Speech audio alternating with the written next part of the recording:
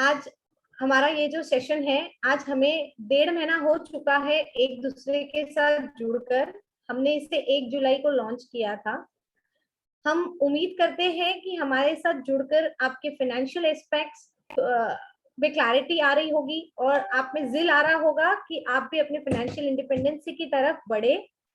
इसे थोड़ा सा और मजबूत करने के लिए हमने कुछ यूनिक पर्सनैलिटीज को आज हमारे साथ इनवाइट किया है। आज हमारे बीच में 2 ऐसे शख्स हैं जो सीए प्रोफेशन में बहुत ही उत्तम पोस्ट पे है और जो हमारा ध्यान रखते हैं, हम मेंबर्स का ध्यान रखते हैं सीए मेंबर्स का, कि हमें हर तरीके की इंफॉर्मेशन और नॉलेज मिल सके। उन्हें हमने आज आमंत्रित किया है ताकि आप तक उनकी आवाज भी पहुंच सके। आज हमारे बीच में है chairman of Nagpur branch of WRC of ICI and vice chairman of Nagpur branch of WRC ICI of Jitendra Saglani ji. हमारे चेयरमैन का मैं थोड़ा सा इंट्रोडक्शन देना चाहती हूँ। हमारे चेयरमैन है डॉक्टर सीए साकेत बगड़िया जी। सीए साकेत बगड़िया जी करेंटली हमारे नागपुर ब्रांच के चेयरमैन हैं। वो जॉइंट ऑडिटर भी रह चुके हैं नागपुर ब्रांच के बुलेटिन्स का। वो कमेटी में पिछले 6 वर्ष से है हमारे नागपुर ब्रांच की। वो काफी स्टडी सर्कल कमेटी में एज एन स्पीकर है। उन्हें इनकम टैक्स के स्पेशलिस्ट कहा जाता है हमारी फील्ड में और हम बहुत प्राउड फील करते हैं कि वो हमारे चेयरमैन है when we talk about Nagpur chapter. वो tax and corporate law forum में भी विदर्भा इंडस्ट्री एसोसिएशंस में मेंबर रह चुके हैं। वो कई बार NADT that is national academy of direct taxes में लेक्चर्स देते हैं। वो लायंस क्लब के पास प्रेसिडेंट रह चुके हैं।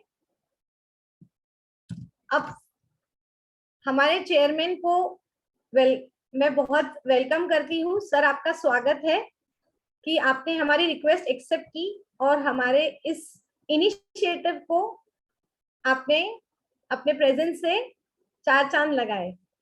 मैं हमारे चेयरमैन सर से रिक्वेस्ट करूंगी कि वो 2 शब्द कहे हमसे।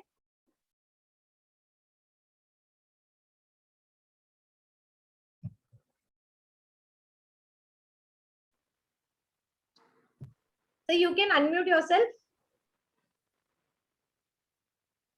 Okay.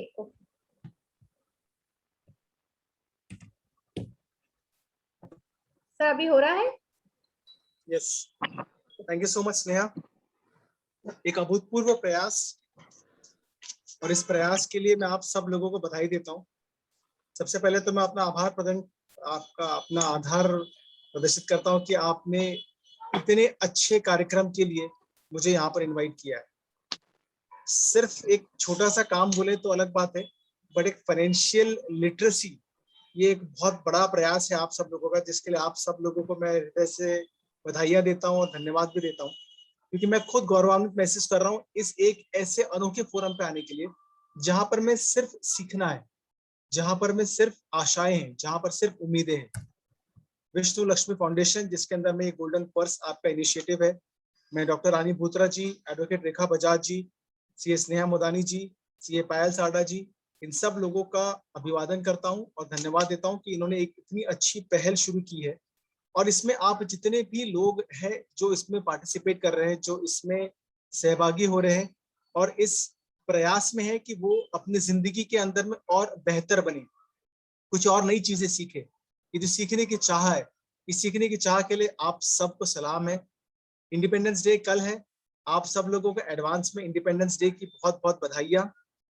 म्यूचुअल फंड सही है, ये एक ऐसा टॉपिक है जो हर किसी व्यक्ति को बूंद बूंद से कैसे सागर भरता है इसके बारे में जानकारी देता है, और ये बूंद ही जो है यही हमें हमारे जीवन का आधार बनाता है। मैं आप सब लोगों को कांग्रेचुलेट करता हूं कि आपने इतना अच्छा एक कोर्स चुना हुआ, एक समय दिया है आपने अपने आप को, अपने दिनचर्या, अपने सब कामों से समय निकाल करके इस चीज को सीखना और इस चीज के अंदर में अपनी रुचि बनाए रखना, ये बहुत बड़ी बात है। तो जितने भी पार्टिसिपेंट्स है, मैं यहाँ पर उन सब लोगों का स्वागत और थैंक यू देना चाहूंगा कि नहीं, आप लोगों ने एक बहुत बेहतरीन कार्य किया हुआ है जिसके अंदर आप सब लोगों को उसका बेनिफिट होगा। और ये जो चारों लोग हैं जो विष्णु लक्ष्मी वैभव के और गोल्डन पर्स है, इनका भी बहुत बहुत धन्यवाद कि इन्होंने मुझे यहाँ पर इन्वाइट किया हुआ है। म्यूचुअल फंड सही है, जो ये लेक्चर देने वाले हैं हमारे ही ब्रांच के वाइस चेयरमैन है श्री जितेन सगलानी जी। जितेन भाई के लिए बोलूंगा ना कि उन्होंने आज भी एक लेक्चर दिया है 4 बजे से 6 बजे तक का म्यूचुअल फंड्स के ऊपर में, और उनको मैंने पूरा सुना है और मुझे पता है ना कि नहीं, हाँ वो आपको ये जो चीजें करनी है उसको कितने सरल तरीके से समझा सकते हैं, ये मैं आप लोगों को आज इंश्योर करता हूँ कि वो आपको बहुत अच्छी तरीके से समझाएंगे। Thank you so much Jitin भाई कि आपने अपना अमूल्य समय इस अनोखे कार्य के लिए यहाँ पर मैं डिवोट किया हुआ है। Thank you so much. And मैं आप सब लोगों के साथ में सिर्फ एक ही बात को शेयर करना चाहूंगा, फाइनेंशियल लिटरेसी, जब इस बात का ये एक संकल्प लेके इस चीज को किया गया है, दो ही चीजों को आपको इसमें केवल याद रखना है। पहला चीज ये कि नहीं, हाँ जो चीज आती है वही चीज बाहर जाती है, what comes in that goes out. तो उसका किस तरीके से हमारे पास में हिसाब होना चाहिए, किस तरीके से हम उसके अंदर में कमाई कर सकते हैं, किस तरीके से हमारे को अपने आप को सावधानियां रखनी है उन सब कार्यों के अंदर में, बस इतना ही चीजों का ध्यान रखना है। इतने शब्दों के साथ में आई thank you again for inviting me and I wish all of you कि आप सब लोगों का बहुत अच्छा सेशन हो और आप सब लोग अपने जीवन में उन्नति करें, आप सब लोग स्वस्थ रहे और ये कोरोना के अंदर में भी सब प्रकार से सुरक्षित रहे। Thank you so much. Over to you Sneha now. Thank you so much. Thank you sir, thank you so much. आपके शब्द हमारे लिए बहुत अनिवार्य है और इससे हमारा एकदम बूस्ट हो गया है गोल्स कि हम जो कर रहे हैं वो शायद हम लोगों तक पहुंचा सके। जो हमारा गोल है हम चारों का, हम उसे अचीव कर पाएंगे। अब आज हमारे जो स्पीकर है, जो हमारे वाइस चेयरमैन भी है नागपुर ब्रांच के, श्री जितेन सागलानी सर। ऐसे तो हमने उन्हें एक बार सुना है, फिर भी मैं कुछ हाईलाइट करना चाहूंगी कि वो हमारे सेबी में एक ट्रेनर है। उनका खुद का यूट्यूब चैनल है जिसमें 8000 स्टूडेंट्स उनके साथ एसोसिएटेड है। वो एक बहुत ही एक्टिव इंसान है, बहुत सारी जगह पे स्पीकर है और वो एक जो इन्वेस्टमेंट है उसमें उनका एक बहुत महत्वपूर्ण योगदान है सोसाइटी को। जिस तरीके से वो समझाते हैं और जिस तरीके से इस सब्जेक्ट पे उनका कमांड है वो रिमार्केबल है। हम बहुत खुशनसीब है कि वो हमारे साथ है और हमें अपना गाइडेंस देने वाले हैं। I welcome Jiten ji for this. Now I request Jiten sir to please carry forward the session. Thank you sir. Thank you so much, Sneha ma'am. First of all, Chairman of the Nagpur branch, C.A. Saket Bagadia. The four pillars of this particular foundation, Dr. Rani Bhutra ma'am, Sneha Modani ji, Chartered Accountant, Advocate Reha Bajaj ma'am, and C.A. Payal Sada.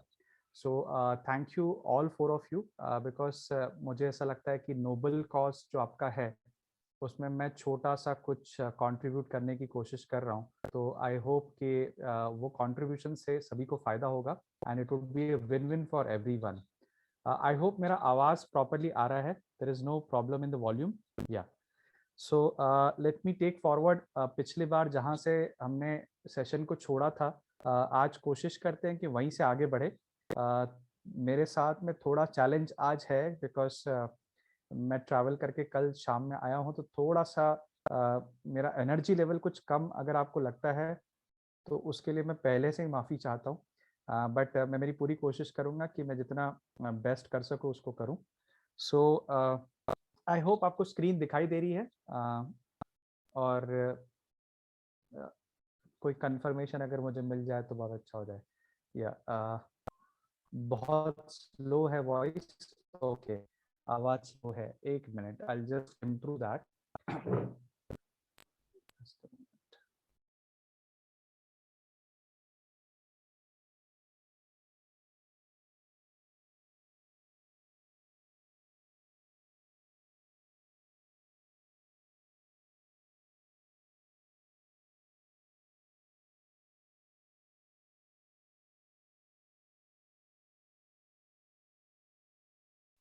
आवाज कुछ better हुई है अभी?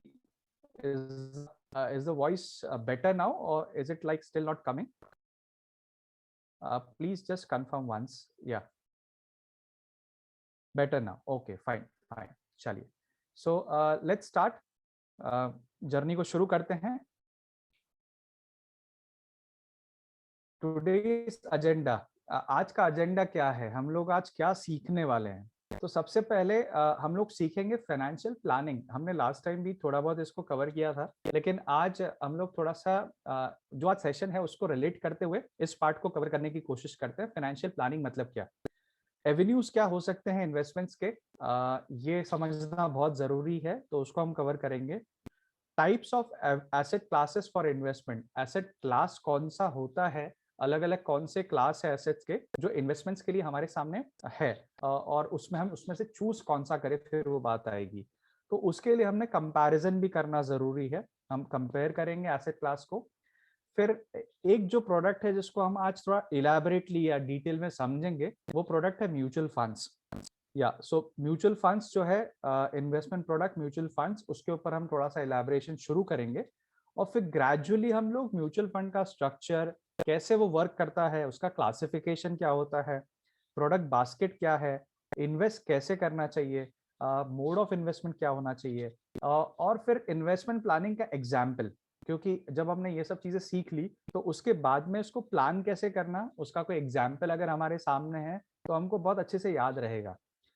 Returns का comparison, कि returns जब हम डालते हैं, मतलब पैसा जब हम डाल रहे हैं तो रिटर्न्स कैसे आएंगे, उसका कंपैरिजन. कंपाउंडिंग इफेक्ट, कंपाउंडिंग जिसको बोलते हैं, हमने बहुत बार सुना हुआ ये, शायद आप लोगों ने सुना होगा. ये टर्मिनोलॉजी बहुत बार यूज होती है, कंपाउंडिंग. तो कंपाउंडिंग क्या होता है, मैजिक, मैंने लास्ट टाइम शायद एक्सप्लेन भी किया था आपको, रूल ऑफ 72 वाला पार्ट जो था. तो हम आज थोड़ा सा मैजिक ऑफ कंपाउंडिंग को देखेंगे. और फिर स्टॉक मार्केट के रिटर्न्स कैसे रहे हैं, because mutual fund is basically capital market या स्टॉक मार्केट में ही इन्वेस्ट करते हैं. तो मार्केट के रिटर्न्स कैसे रहे हैं उसको भी समझेंगे. आई होप ये जो हमारा एजेंडा है, ये चीज आपको जब मैं ग्रेजुअली आपको समझाऊंगा, तो जहां जहां पे आपको दिक्कतें आएंगी आप मुझे रोक सकते हैं, आप मुझसे पूछ सकते हैं, और मैं मेरी पूरी कोशिश करूंगा कि आपको जितना लूसिड लैंग्वेज में मैं समझा सकूं उतना समझाऊंगा. So let's start. Financial planning. मुझे ये सवाल शायद लास्ट टाइम पूछा गया था, मुझे जहां तक याद है, कि कौन से एज में कहाँ पे पैसे डालने चाहिए, कौन सा एसेट क्लास चूज करना चाहिए. तो ये जो पार्ट है वहीं से शुरू करता हूँ, बिकॉज ये बहुत इंपॉर्टेंट है कि आप आपके लाइफ के कौन से स्टेज में है, और उस स्टेज में आपको कौन सा एसेट क्लास या कौन सा इन्वेस्टमेंट का आइडिया आपके दिमाग में होना चाहिए, किस तरह का माइंडसेट होना चाहिए. तो माइंडसेट की बात है. बेसिकली फाइनेंशियल प्लानिंग का मतलब होता है personal finance is defined as the management of money and financial decisions for a person or family, including budgeting, investment, retirement planning and investments. So basically जब आप financial planning कर रहे हैं, खुद का planning कर रहे हैं कि मुझे मेरे financial plan को set करना है, मेरे financial goals, हमने last time goals की बात की थी, अलग अलग गोल्स हो सकते हैं, और वो जो लाइफ के गोल्स है वही आपके फाइनेंशियल गोल्स है. जैसे हमारी शादी या हमारे बच्चों की शादी, हमारे घर पे कोई हमारा घर खरीदना, या हमारे घर में कोई एसेट का आना, ये सब हमारे गोल्स हो सकते हैं.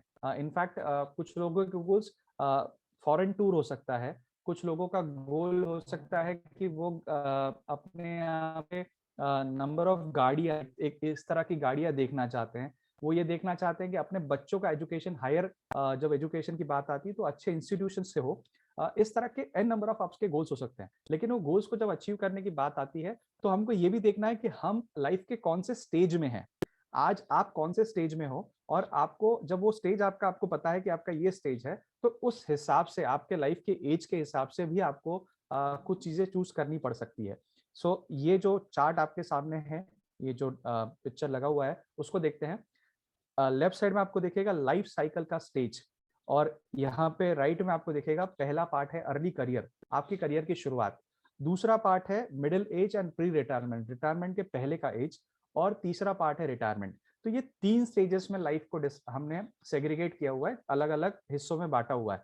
और उसके नीचे फिर उसके स्पेसिफिकेशंस दिए हुए हैं कि अगर आप अर्ली करियर में हो, शुरुआत में हो आपके, तो आपका वर्किंग करियर उस टाइम पे शुरुआत हुई है early to middle earning years, मतलब आपके शुरुआत के साल है जब आप अर्निंग शुरू कर रहे हो. तब आपका रिस्क एपेटाइट मतलब आपने कितना रिस्क लेना चाहिए, तो आप ज्यादा से ज्यादा रिस्क उस टाइम पे ले सकते हैं। इसका मतलब ये हुआ कि 25 से 40 ये एज ब्रैकेट है जब आपका करियर जो है शुरुआत होती है और 40 तक आपका करियर एक अच्छे लेवल तक पहुंचता है। तो early to middle earning years हैं आपके, जब आप रिस्क सबसे ज्यादा ले सकते हो। आपका रिस्क प्रोफाइल जो है उसको बोला जाएगा एग्रेसिव। एग्रेसिव क्यों? एग्रेशन मतलब क्या होता है कि एक प्रकार का आप बोल सकते हैं फोर्स, एक गुस्से वाला फोर्स है। तो वो जो फोर्स है वो इस पर्टिकुलर अर्ली करियर एज में आप बेयर कर सकते हो, उसको आप बर्दाश्त कर सकते हो। उस टाइम पे इक्विटी का एक्सपोजर, इक्विटी मतलब क्या हमने लास्ट टाइम समझा था, मैं फिर से इलाबोरेट अगर आप बोलेंगे तो करूंगा, लेकिन सिंपल शब्दों में कहना चाहूँ तो इक्विटी मतलब जो शेयर्स की बात होती है, स्टॉक मार्केट की बात होती है, जहाँ पे लिस्टेड कंपनीज हैं वो अपने शेयर्स इशू करती है और आप उसमें हिस्सेदारी करते हैं। तो इक्विटी एक्सपोजर जो है उस टाइम पे आपका हाई होना चाहिए। और डेट एक्सपोजर, डेट एक्सपोजर मतलब क्या कि जहाँ पे बात आती है डेट प्रोडक्ट्स की। डेट प्रोडक्ट मतलब कि जैसे आपने बॉन्ड्स खरीदे, आपने डिवेंचर्स लिए, इस तरह के जो इंस्ट्रूमेंट है जहाँ पे आप कोई फिक्स इनकम वाला प्रोडक्ट जैसे एफडीज हैं, तो ये सब डेट वाले प्रोडक्ट्स हैं। वहां पे आपका एक्सपोजर लो टू मीडियम चल सकता है। वहां पे एक्सपोजर एफडीज में ज्यादा नहीं करने की जरूरत है शुरुआत के करियर के टाइम पे। कैश एक्सपोजर आप लो रख सकते हैं, बिकॉज आपको, क्योंकि आपका एग्रेसिव रिस्क प्रोफाइल है, तो कैश को आप कम करके मैक्सिमम पैसा आप इन्वेस्ट करने का सोचिए। ये पार्ट है अर्ली करियर का। अब मैं बात करता हूँ मिडिल एज की, मिडिल एज या प्री रिटायरमेंट की। तो मिडिल एज मतलब 40 से 60, 40 to 60 is a middle age. जब आपकी शादी हो चुकी है, आपके पास में, आपके घर में आपकी रिस्पॉन्सिबिलिटीज आपके साथ में है, बच्चे हैं और भी कुछ जवाबदारियां हैं, तो वो पार्ट आया मिडिल एज या प्री रिटायरमेंट। तो प्री रिटायरमेंट का पार्ट जब आता है तो आपका करियर एक ऐसे लेवल पे है जहाँ पे आप अच्छा कर रहे हो, आपके करियर में mid point of your career है, जो जिसको बोलेंगे एकदम ब्लूएस्ट पार्ट है, एकदम अच्छा पार्ट है। So that point is mid point. आप रिस्क जो है एक मीडियम अमाउंट का रिस्क, मतलब क्या हुआ, मैं आपको एक सरल भाषा में समझाऊं तो 100 माइनस योर एज, मान लीजिए आपका एज है 40, तो 100 minus your as 40 should be the exposure in equities. मतलब 100 में से अगर 40 गए आपके एज के 40, तो 60 जो बचे उतना आपने इक्विटी, इक्विटी मतलब रिस्की एसेट, क्योंकि आप कंपनीज में ओनरशिप ले रहे हैं और कंपनीज का प्रॉफिटेबिलिटी, कंपनीज का परफॉर्मेंस ऊपर नीचे होता है। तो उस टाइम पे 60% आपका पैसा जो है वो इक्विटी में आप रख सकते हैं। 40% को आप ग्रेजुअली डेट में, डेट मतलब पीपीएफ, एफडीज, बॉन्ड्स, डिवेंचर्स, इस तरह के प्रोडक्ट में रखना चाहिए आपने, जहां पे रिस्क कम होता है, और 60% आप रिस्क ले सकते हैं।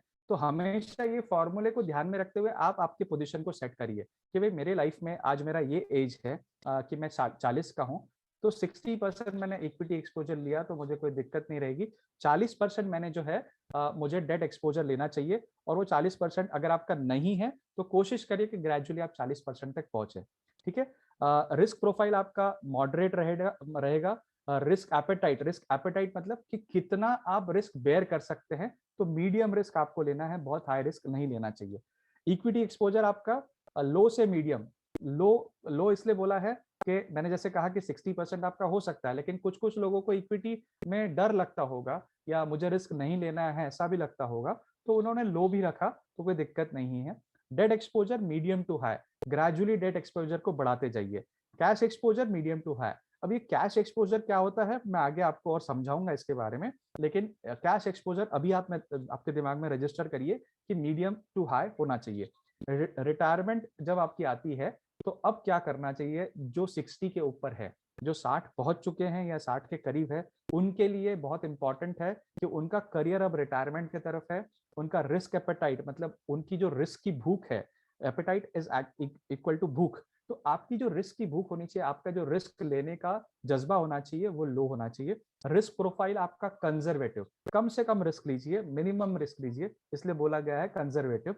इक्विटी एक्सपोजर लो, क्योंकि ऑब्वियसली जैसे मैंने कहा 100 माइनस योर एज, तो 100 में से 60 गए आपकी जो रिटायरमेंट एज है, 40% आपका मैक्सिमम इक्विटी एक्सपोजर हो सकता है। डेट एक्सपोजर हाई, 60% आप आपका पैसा डेट में शिफ्ट करिए। अगर आप 65 साल के होते हैं तो 35% सिर्फ इक्विटी रखना चाहिए मैक्सिमम, 65% ज्यादा भी कर सकते हैं डेट का, 70-75 तक कर सकते हैं, लेकिन एक स्टैंडर्ड फॉर्मूला मैंने आपको बता दिया, ये फॉर्मूला अप्लाई करिए, आपके लिए आसानी होगी आइडेंटिफाई करना कि किस तरह के इंस्ट्रूमेंट में आपको जाना चाहिए। कैश एक्सपोजर आपका हाई होना चाहिए। अब ये इसके नीचे एक छोटा सा नोट लिखा है, पढ़िए। Data for representation purposes only and can vary based on investors individual risk return profile and choices। होता क्या है कि कोई भी फॉर्मूला, मतलब कोई भी चीज, उसका एक लिमिटेशन है। मैं आपको कोई भी चीज बता रहा हूं तो उसमें कहीं ना कहीं कुछ ना कुछ लिमिटेशन हमेशा रहेगा, तो लिमिटेशन को भी रिस्पेक्ट करना है। ऐसा नहीं कि बता दिया तो पत्थर की लकीर, ऐसा ही करना है, ऐसा नहीं है। लेकिन इसको ध्यान में रखना है और फिर खुद को समझना है कि मैं कैसा हूं, मेरी सिचुएशन कैसी है, मेरे आसपास मेरे पैसे का रिक्वायरमेंट कैसा है, मेरे गोल्स क्या है, और उसके बेसिस पे थोड़ा बहुत कम ज्यादा आपको करना है। अगर मान लीजिए बुखार आया और दवाई पता है कि 3 तरह की दवाइयां, 3 गोलियां लगेगी, तो हर बार 3 गोलियां हर एक के लिए नहीं लगेगी। किसी को 1 गोली में भी काम हो जाएगा, किसी को 2 गोली लग सकती है, किसी को 3 हो सकता है। ये 3 के बाहर भी किसी का बुखार ही अलग हो, किसी की दवाई ही अलग हो, उसके लिए चौथी दवाई भी देनी पड़ सकती है। So it all depends on person to person, और इसलिए कोई भी चीज जो है पत्थर की लकीर नहीं है। आप उसको समझिए, उसको एनालाइज करिए और खुद के ऊपर अप्लाई करते वक्त आपकी सिचुएशन को भी समझिए। जब आपको हेल्प की जरूरत है तो कंसल्टेंट की हेल्प डेफिनेटली लीजिए, बिकॉज इसमें आपको कंसल्टेंट बहुत अच्छे से हेल्प कर पाएंगे। अब हम नेक्स्ट टॉपिक पे आते हैं। यहाँ तक अगर आपको समझ में आ गया होगा, तो अब हम आ रहे हैं अलग अलग प्रोडक्ट्स की बात करने के ऊपर कि किस तरह के एसेट्स है मार्केट में और क्या ऑप्शंस आपके पास में है। बहुत जरूरी है समझना कि ऑप्शंस क्या है हमारे पास। तो एवेन्यूज फॉर इन्वेस्टमेंट की बात जब करते हैं तो कुछ एसेट्स ऐसे हैं जो फाइनेंशियल एसेट्स कहलाते हैं। हम यहाँ पे फाइनेंशियल लिटरेसी की बात कर रहे हैं, तो ऑब्वियसली हमारा फोकस फाइनेंशियल एसेट्स पे है, नॉन फाइनेंशियल एसेट्स पे नहीं है। और मैं आपको बता रहा हूँ कि ग्रेजुअली जितने भी प्रोडक्ट्स हैं मार्केट में, जितने भी प्रोडक्ट्स यहाँ पे नीचे लिखे हुए आपको जो है ये प्रोडक्ट्स है अलग अलग, ये सारे के सारे फाइनेंशियल एसेट्स में कन्वर्ट होते जा रहे हैं। फाइनेंशियल एसेट्स में कन्वर्जन का मतलब क्या कि आपके लिए इन्वेस्टमेंट इजी होते जा रहा है। जितना अभी आपको डिफिकल्ट लगता है क्योंकि थोड़ा सा कॉम्प्लेक्स है, बट धीरे धीरे इजी होते जा रहा है। किसी ने कुछ आई थिंक हाथ खड़ा किया, किसी का कोई सवाल अगर है तो प्लीज अगर अनम्यूट करके पूछना है तो अभी पूछ सकते हैं, या फिर जैसे कोऑर्डिनेटर्स बताएंगे अगर आखिरी में पूछना चाहे तब भी पूछ सकते हैं, मुझे कोई दिक्कत नहीं है। मैं वेट करूं सवाल पूछने के लिए कि मैं आखिरी में लेना, अगर आप चाहें तो आखिरी में भी ले सकते हैं, जैसा आप कहें। We can take it at the end. I think so. That will be better. Yeah, no problem. I don't mind. Yeah. I don't mind. Yeah. So जिसका भी सवाल है, आप सवाल आपके पास में अगर नोट करना चाहे तो नोट करके रखिए ताकि आप भूले नहीं, और डेफिनेटली पूछिए। मैं ये बात कर रहा था कि फाइनेंशियल एसेट्स जो है और नॉन फाइनेंशियल एसेट्स, पहले हम नॉन फाइनेंशियल की बात करते हैं। तो नॉन फाइनेंशियल एसेट्स ऐसे एसेट्स हैं जहाँ पे मतलब वो अभी भी फिजिकल फॉर्म में है, वो पेपर फॉर्म में नहीं है, या उसको स्टैंडर्डाइज नहीं किया हुआ है, जिसके वजह से उसमें इजीली ट्रांसफर पॉसिबल नहीं है। तो जैसे फिजिकल गोल्ड, आज बहुत सारा फिजिकल गोल्ड ऐसा पड़ा हुआ है जो अकाउंट फॉर भी नहीं हुआ होगा, मतलब जब जिसने ले लिया कैश में पैसे दे दिए, रख लिया, वो गोल्ड का फॉर्म किसी ने ज्वेलरी के फॉर्म में, किसी ने बिस्किट्स के फॉर्म में, किसी ने मतलब कुछ और तरीके से, तो अलग अलग तरीके से एसेट फिजिकल गोल्ड जो है वो होता है, और उसका कोई स्टैंडर्ड फॉर्मेट नहीं है, तो इसलिए नॉन फाइनेंशियल एसेट है। लेकिन अब गोल्ड में भी financial asset, gold sovereign bonds, gold के म्यूचुअल फंड्स, ईटीएफ्स इस तरह से आने लग गए हैं। तो जो मैंने आपको कहा कि नीचे की जो ये जो लाइन है, ये जो रो है, इसमें जितने नाम लिखे हुए हैं वो सारे के सारे फाइनेंशियल एसेट में कन्वर्ट होते जा रहे हैं, मतलब कहीं ना कहीं उसका फाइनेंशियल एसेटीकरण होता है जिसको बोल सकते हैं, और उसको प्रॉपर्ली डॉक्यूमेंट करके उसका पेपर फॉर्म में चीज आ रही है, जिसमें आप लेना बेचना ट्रेडिंग करना आसानी से कर पाएंगे। सेकंड नॉन फाइनेंशियल एसेट की बात करता हूं तो रियल एस्टेट। अब रियल एस्टेट भी फिजिकल फॉर्म में है, कोई अगर लैंड है, कोई अपार्टमेंट है, कोई अगर प्रोजेक्ट है, तो ये सारी चीजें क्या इसमें तो फाइनेंशियल होना पॉसिबल ही नहीं है। लेकिन ग्रेजुअली सरकार की या रेगुलेटर्स की ये पहल चल रही है कि इसको भी वो कन्वर्ट करे फाइनेंशियल एसेट में। कैसे, मैं आपको समझाता हूँ। मान लीजिए कोई हाईवे का प्रोजेक्ट है, तो हाईवे का जो प्रोजेक्ट है सरकार ने हाईवे बनाने के लिए किसी कंपनी को टेंडर दिया। अब जो टेंडर लेने वाली कंपनी है, उसने बाद में ये किया कि वो हाईवे तो क्रिएट किया, लेकिन उसको जो पैसा मिलना चाहिए, वो पैसा उसने एक इस तरह का इंस्ट्रूमेंट बनाया, वो इंस्ट्रूमेंट मार्केट में लेके आई, स्टॉक मार्केट में, और वो पैसा स्टॉक मार्केट से उसने लोगों से उठाया। और उन्होंने ये बोला कि जो टोल कलेक्शंस होंगे उसके बाद में वो प्रोजेक्ट में, उसमें मैं जितने भी शेयर होल्डर्स है उसको रिटर्न्स दूंगा, उसको हिस्सेदारी रहेगी। तो आप मेरे प्रोजेक्ट में हिस्सेदारी करिए, इस प्रोजेक्ट में आप 50%, एग्जाम्पल के तौर पे 50% की हिस्सेदारी करिए, मैं 50% ओन करूंगा, आप 50% ओन करिए, और जो भी हमारे रिटर्न्स आएंगे आगे चल के हम शेयर कर लेंगे। तो इस तरह से एक हाईवे प्रोजेक्ट भी फाइनेंशियल एसेट में कन्वर्ट हो गया, उसका शेयर आ गया। तो इनवीट बोलते हैं उसको, EINVIT। तो दैट इज बेसिकली इंफ्रास्ट्रक्चर का एक इम्प्रूवमेंट ट्रस्ट, एक ट्रस्ट बनता है, और वो जो है वो लिस्ट होता है मार्केट में। तो रियल एस्टेट प्रोजेक्ट को भी फाइनेंशियल एसेट में कन्वर्ट करने की तैयारी चल रही है। काफी हद तक काफी चीजें आगे बढ़ भी चुकी है। कमोडिटीज की बात करें, अब कमोडिटीज में गोल्ड भी आता है, सिल्वर आता है, ये मेटल्स बोले जाते हैं, प्रेशियस मेटल्स। उसमें फिर अलग अलग दूसरी कमोडिटीज होती है, जैसे एग्री कमोडिटीज, हम लोग जो भी अनाज खाते हैं वो कमोडिटीज होती है। बहुत सारी कमोडिटीज ऐसी है, जैसे तेल, कच्चा तेल, ये कमोडिटी है। तो अब ये सब कमोडिटी भी उसके अलग अलग इंस्ट्रूमेंट्स ऐसे बन गए हैं जो स्टॉक मार्केट में, कैपिटल मार्केट में, जिसका मतलब आपको डिजिटल फॉर्म में सब चीजें दिखेगी और वो इजीली ट्रांसफरेबल है, तो वो भी फाइनेंशियल एसेट में कन्वर्ट हो गए। डिपॉजिट्स, अब आप सोचेंगे कि फिक्स डिपॉजिट्स की बात कर रहा हूँ, लेकिन फिक्स डिपॉजिट्स कैसे हैं कि अगर बैंक ने कोई फिक्स डिपॉजिट रिसीट दी तो वो तो फिजिकल पेपर होता है, तो उसको आप अगर मतलब उसका पैसा वापस चाहिए आपको, तो आपको बैंक के पास ही जाना पड़ेगा। लेकिन अब ग्रेजुअली कंपनीज जो है वो डिपॉजिट्स निकालने लगी है, मतलब खुद के डिपॉजिट रिसीट्स निकालती है जिसमें आप इन्वेस्ट कर सकते हैं। और वो डिपॉजिट रिसीट्स अभी तो फिलहाल मार्केट में ट्रेड नहीं होती है, लेकिन आगे चल के उसका ट्रेडिंग भी पॉसिबल है, क्योंकि डीमैट फॉर्म में हो जाएगी। अब डीमैट फॉर्म क्या है, मुझे याद नहीं आ रहा है कि मैंने लास्ट टाइम आपको एक्सप्लेन किया था कि नहीं डीमैट क्या होता है, बट कहीं ना कहीं इस तरह से बात करूं तो समझा पाऊं तो ऐसा है कि आपका जैसे बैंक अकाउंट है जिसमें पैसे पड़े हुए हैं, आपको कैश, हार्ड कैश दिखती नहीं, आपके पासबुक में एंट्री आ जाती है। तो डीमैट अकाउंट एक ऐसा अकाउंट है जिसमें ये सारे इंस्ट्रूमेंट्स जो है, जब उसमें आप डालेंगे तो आपको एक एंट्री दिखेगी कि भाई आपके ये डिपॉजिट्स हमारे पास पड़े हुए हैं, ये एफडीज हैं, उसकी सिर्फ वैल्यू दिखेगी, उसके नाम दिखेंगे, आपको फिजिकल आपके हाथ में नहीं आएगा।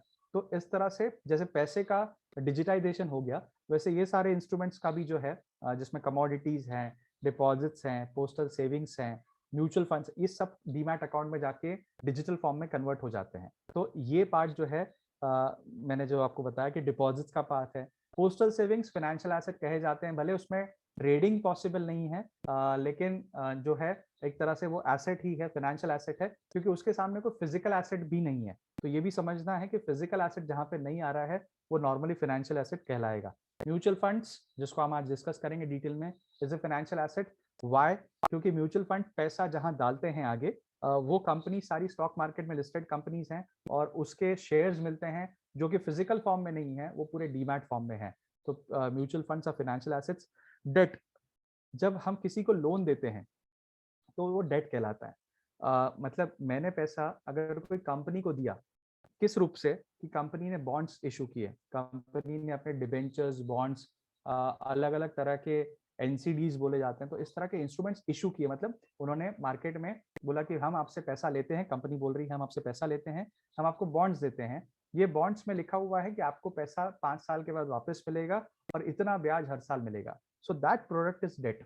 उस तरह का प्रोडक्ट जो है उसको डेट कहा जाएगा। और इक्विटी शेयर्स, हमने ऑलरेडी बात करी इक्विटी शेयर्स की।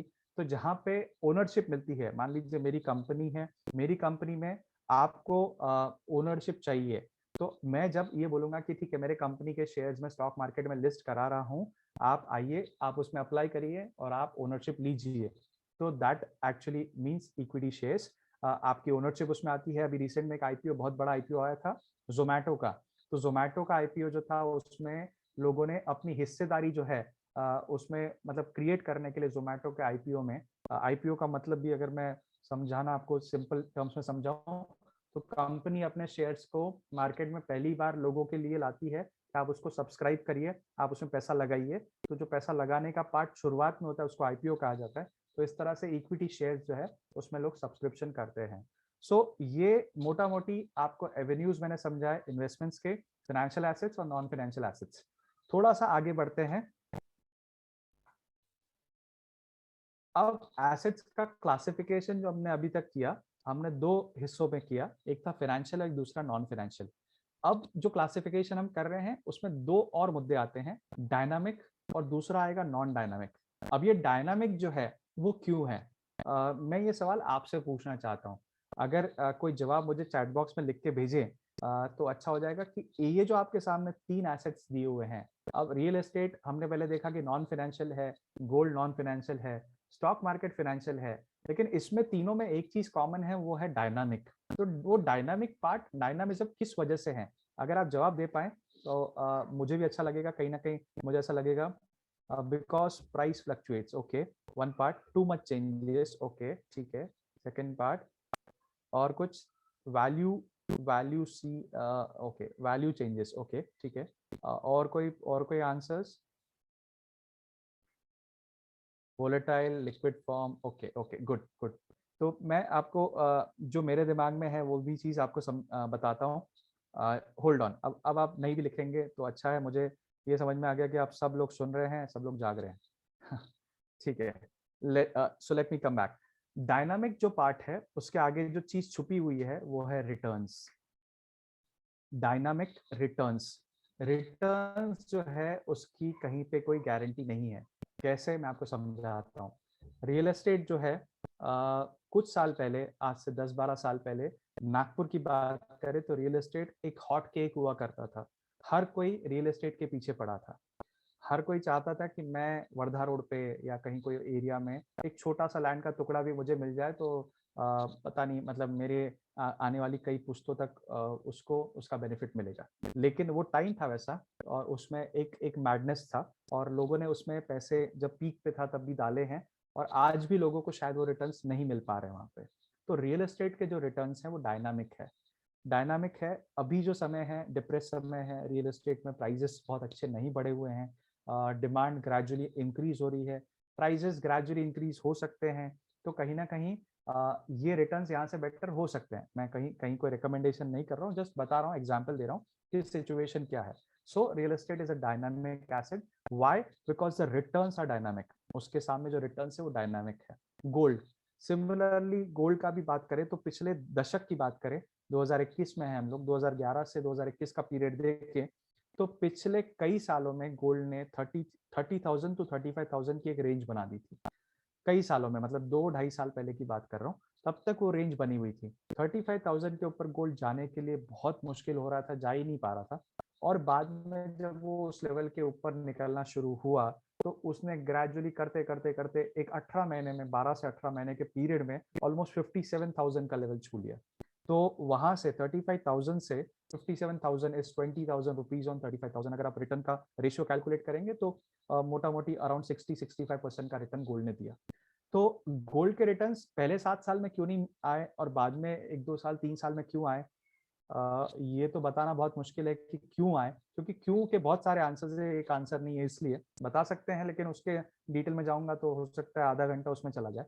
तो सिंपल टर्म्स में बोलूँ तो उसमें कहीं ना कहीं कुछ चीजें ऐसी थी जो उस टाइम पे हुई, लेकिन वो डायनामिज्म दिखाता है कि गोल्ड के रिटर्न्स आर नॉट फिक्स्ड, कहीं पे कोई फिक्स रिटर्न्स नहीं है, डायनामिक रिटर्न्स हैं, they are subject to change. तो बहुत इंपॉर्टेंट है समझना। और similarly stock market, Covid times market धप से डाउन, मार्केट कहाँ था, 12-12.5 हजार का लेवल था निफ्टी का। मैं आपको जो बोल रहा हूँ कुछ लोगों को शायद समझ में नहीं आएगा, ऐसा लगेगा कौन सी लैंग्वेज में बात कर रहे हैं भाई साहब, लेकिन आप अभी सिर्फ सुनने का काम करिए, धीरे धीरे जहां जहां सवाल है आप नोट भी करते जाइए, मैं कोशिश करूंगा क्लैरिफाई करने की। तो स्टॉक मार्केट्स एक लेवल था, निफ्टी आपने टीवी में कहीं देखा भी होगा, जो लोग थोड़ा बहुत फॉलो करते हैं, 12.5 हजार का लेवल, 7,500 का लेवल, 7,500 के आसपास आया, वहां से निफ्टी आज 16,500 हुआ है, 7,500 से 16,500। सो ऑलमोस्ट डबल के ऊपर, मतलब 7.5 का डबल करते हैं 15,000 होता है, 16.5 हो गया मार्केट एक साल के गैप में। तो ये सब जो चीजें हैं ये दर्शाता है कि जो रिटर्न्स है वो डायनामिक है, आप उसको गेज नहीं कर सकते, कभी आपके हाथ में आएंगे कभी नहीं आएंगे, दिक्कत होगी, ऊपर नीचे होते रहेगा। तो ये सब चीजें जो है वो दिखाता है। किसी ने कुछ कमेंट किया when real estate and stock goes down metal increases. ऐसा नहीं है मैडम, अभी तो मेटल भी ऊपर है और स्टॉक मार्केट भी ऊपर है। सारे जो पंडित हैं उनके सब चीजें जो है ना वो कैलकुलेशन सब चेंज हो गए हैं। वो उस पर डिस्कशन बाद में करेंगे। So non dynamic bonds, fixed deposits, debentures, money lending, preference shares, ये कुछ एग्जांपल्स मैंने दिए। इसमें कुछ चीजें और आते जाते रहेगी बिकॉज फील्ड ऐसा है, ये जो मार्केट का फील्ड ऐसा है, फाइनेंशियल एसेट्स का फील्ड ऐसा है कि इसमें आए दिन चेंजेस आते रहते हैं, आए दिन नई चीजें आती है, नए प्रोडक्ट्स आते हैं। सो मैं बात करूं बॉन्ड्स की, तो बॉन्ड्स मतलब कंपनीज ने अपने बॉन्ड्स निकाले, जैसे मैंने ऑलरेडी समझाया आपको, और बोला कि हम आपको फिक्स रिटर्न देंगे, इतना रिटर्न, इतने पैसे आप दीजिए, इतने समय के लिए दीजिए, आपको फिक्स रिटर्न आएगा। तो इस तरह के बॉन्ड्स होते हैं, उसको डिबेंचर्स भी कहा जाता है दूसरी भाषा में। थोड़े बहुत टेक्निकल चेंजेस है बॉन्ड्स और डिबेंचर्स में। फिक्स डिपॉजिट्स, जो बैंक्स में आप पैसे डालते हैं, वहां से आपको एफडी की रिसीट मिलती है, एज गुड एज आप बैंक को लोन दे रहे हैं। आपने कभी सोचा है जब आप एफडी बनाते हैं, आपको रिटर्न दे रही है बैंक, हमको ऐसा लगता है हमको बैंक रिटर्न दे रही है। आप अगर दूसरा एंगल से सोचे तो आप बैंक को लोन दे रहे हैं, तो आप बैंक को लोन देते हैं, उसके सामने वो आपको ब्याज देती है, as simple as that. Money lending एक तरह का, किसी ने आप कुछ प्राइवेट में लोग पैसे लेन देन करते हैं, जिसको मनी लेंडिंग कहते हैं, कि पैसे मैंने आपको दिए और आपसे ब्याज मैंने लेना शुरू किया, तो ब्याज का बिजनेस जो है दैट इज मनी लेंडिंग। अब इसमें मैंने जैसे कहा कि डायनामिक चीजें बहुत ज्यादा है इस एरिया में, इस पर्टिकुलर फील्ड में। तो अभी एक नया कंसेप्ट आया है which is P2P lending, person to person lending. Person to person lending is what, कि आरबीआई ने कुछ अप्रूवल्स दिए हैं कि आप और मैं, हमारे बीच में एक इंटरमीडियरी अगर कोई आती है, वो रजिस्टर्ड इंटरमीडियरी है, वो दोनों पार्टीज को असेस करेगी, एक से पैसा लेके दूसरे को दिलवाएगी, बीच में वो उसके खुद के चार्जेस रखेगी, जिसको कमीशन बोला जा सकता है, और मुझे अगर मैं आपको लेंड कर रहा हूँ तो एक अच्छा इंटरेस्ट रेट मिलेगा। मैंने वो पार्टी को देखा नहीं है, उसने मुझे देखा नहीं है, लेकिन ये जो बीच की पार्टी है वो एक कनेक्शन बनेगी और ये लेंडिंग शुरू होगी। तो अब इस तरह से लेंडिंग भी इंडिया में कंसेप्ट आ गया है। तो this is the dynamism of the field. Preference shares, shares जो है प्रेफरेंस शेयर्स के रूप में इशू होते हैं, इक्विटी शेयर्स होते हैं जिसमें ओनरशिप मिलती है। प्रेफरेंस शेयर्स में आपको एक फिक्स डिविडेंड मिलता है, ओनरशिप नहीं मिलती है। तो प्रेफरेंस शेयर्स का भी कंसेप्ट है। ये मैंने आपको कंसेप्ट समझा है मोटा मोटी, अभी हम ग्रेजुअली डिस्कशन आगे बढ़ाते हैं। आई होप यहाँ तक आपको चीजें समझ में आई होगी।